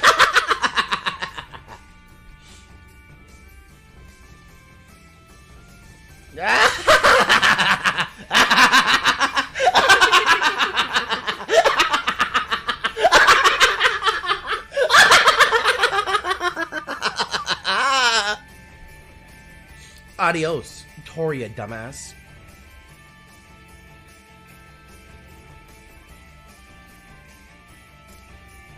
Winking smiley face. Arachnid's grip. Cease trolling. Adios, Toriador.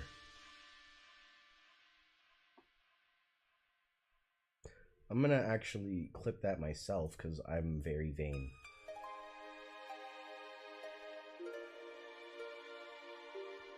What I'll do is put a marker.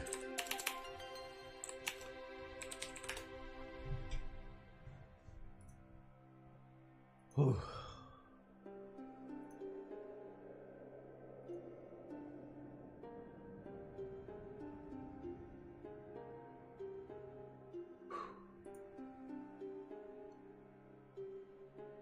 AG just jumped me off a cliff with my brain.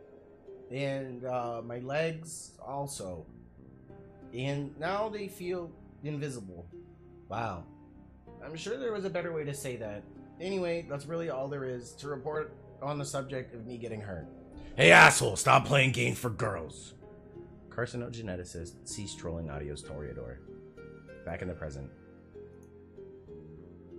But not too far in the present.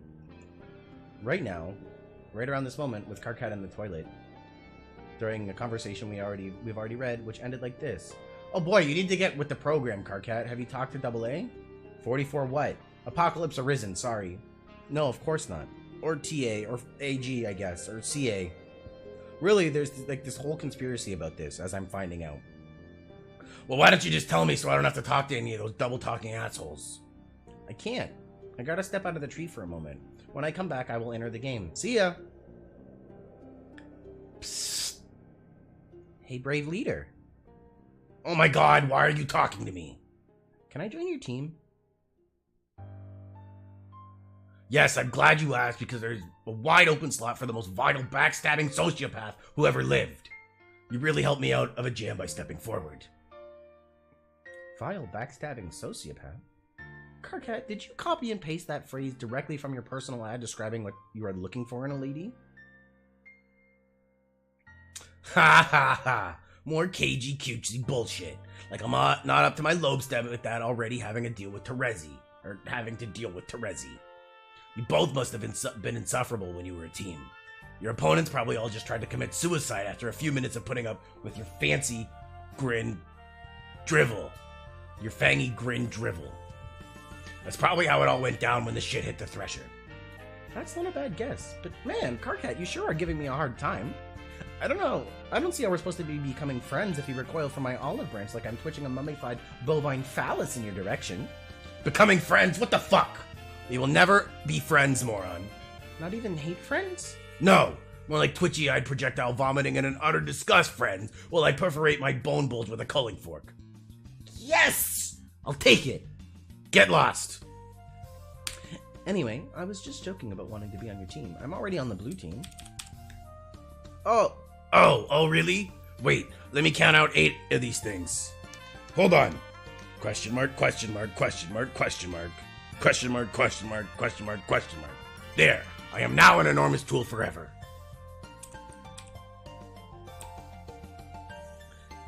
Yes, Aradia and I have an arrangement. We will be co-leaders. But really, I will be the leader. Shh, don't tell anyone. What do you think, Carcat? Can you take on 2 dangerous ladies at once? Yawn. Come on, aren't you a little nervous that I will oppose you? You should be. No, you're just a run-of-the-mill little psycho girl, a troll seeger a dozen. I'll be taking apart the blue team with brutal efficiency, you'll see. You never played one of your dumb games with me, so you never had the privilege of seeing what I can do. Enjoy the show, sweetheart. Just don't even think about using your mind control tricks on my players. Remember your truce? Yeah. What's up, gamers? I'm Game Girl, and I'm here to Psh, show you that girls those days are far behind me. Anyway, I can't control just anybody. They've got to be impressionable. Like you. Well, let's do this. You can't control me. I'm the Game Girl. Sure I can. I just choose not to. Game hardcore. Yeah, okay. I find your mind totally unpalatable to browse. Looking into your brain is like pawing through a smelly dumpster, full of broken glass and razor blades, and poop.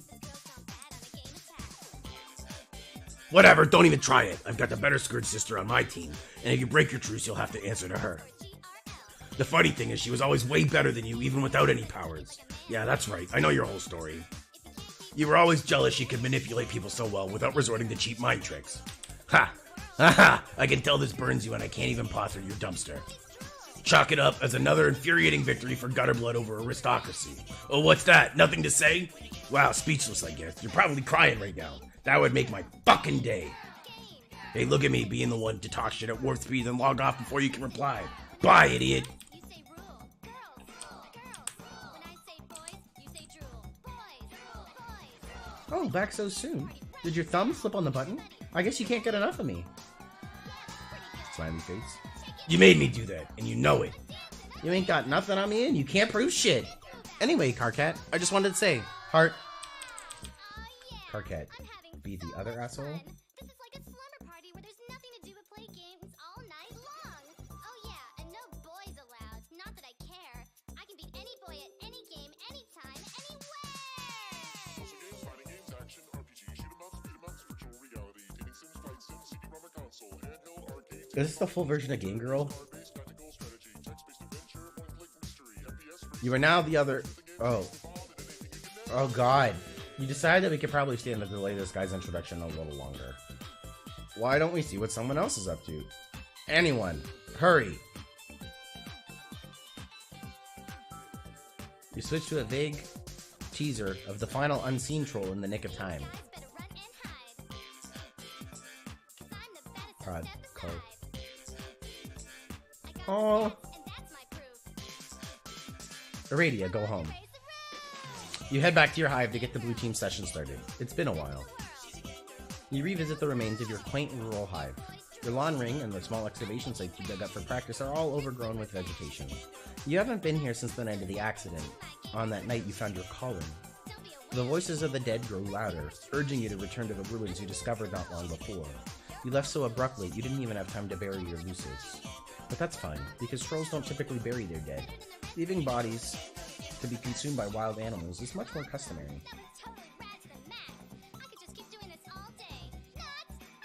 You have an arrangement to begin the session as co-leader with one of the Blue Bloods. You understand this player intends to make a power grab and take sole possession of the leadership role. Such subterfuge is typical of their cast, but you're perfectly okay with this. It's one of the many things you're okay with. You allow your co-player to take the lead and into the meeting first. You understand that the leadership role is essentially meaningless, aside from offering the distinction of being the first player to enter. You also understand that entering the game second was always your intention. Aradia, connect the server player.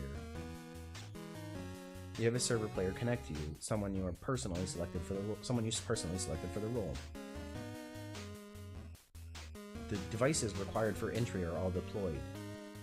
The kernel spray awaits prototyping, but unlike all 11 other players, your dead Lucis is not available. You have to use something else. Aradia, Tier 1 prototype. Prototyping with the frog head before entering the medium would prove to be critical for later success. Just another of many assurances whispered by the dead. You've long since stopped questioning them, or doubting the future significance of even spontaneous acts of frivolous desecration. Compelling your nonplussed server player to perform this task might have proven difficult.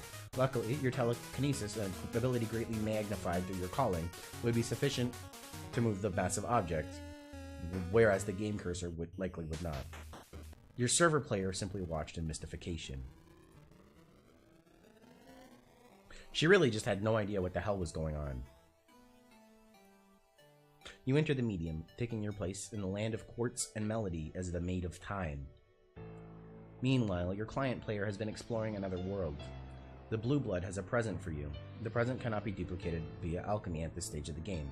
It would cost too much grist, a detail which this player had not been aware of. The player would have to progress to the second gate of their own world, arrive through the gate above your hive, and deliver it in person. Facilitating this delivery was one of the reasons why it was important for you to enter second. Your server player's confusion is only in part due to learning the ropes of a new game. There is a more significant reason for her befuddlement. While she followed your advice and went through the simple motions of game setup, at no point were you visible on her monitor. She saw your damaged hive. She saw the alchemitter and other devices she deployed. She saw the strange computing device on the floor bearing the visage of a species she didn't recognize. She even saw a great big stone frog head fly through the air ball by itself and become the frog spray. And though she would ask why, then you would delay the answer, the fact remained. She couldn't see you. Aradia, Tier 2 prototype. She couldn't see you up until the moment after the sprite's second prototyping, because you were dead all along.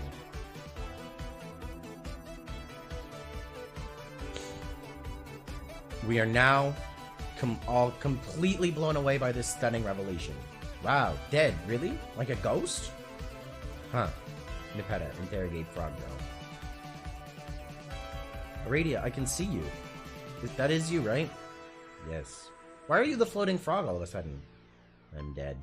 My spirit merged with the frog sprite. Wow, dead, really? Like a ghost. Huh. Well, I hope this doesn't make me sound dumb, but I am completely blown away by that stunning revelation. You don't sound dumb. Wow, whew! How did you die? I ignored the advice of a friend and made some bad choices. AC rumples up her nose in perplexment at AA's really vague and spooky answer. But actually that's good, because I kinda think I don't want to know. It's making me sad to think about.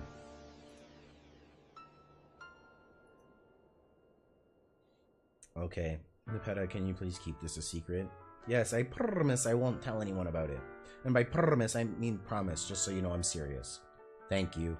Ribbit. Whoops. Hee hee hee. Aradia, be the huge bitch. Blah blah. I think that's actually where I'm gonna stop for now, guys. Because you can't contain Vriska. You can't contain... sorry. You can't contain the huge bitch. And she has to be her own big ordeal. So this is where we're going to stop for today, guys. I hope you have enjoyed today's Homestuck reading. It'll be on my YouTube in 24 hours from now, guys. So take it easy, and we will see you soon. Is anyone else reading Homestuck or playing Friendsim?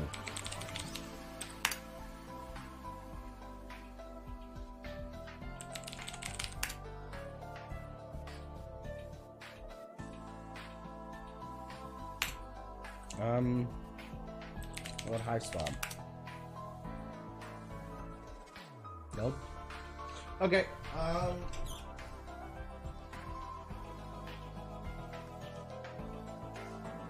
who am I gonna host then?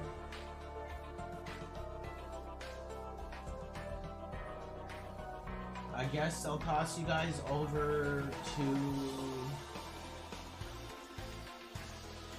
I guess I'll toss you guys over to KO Kid, who's playing some UFC.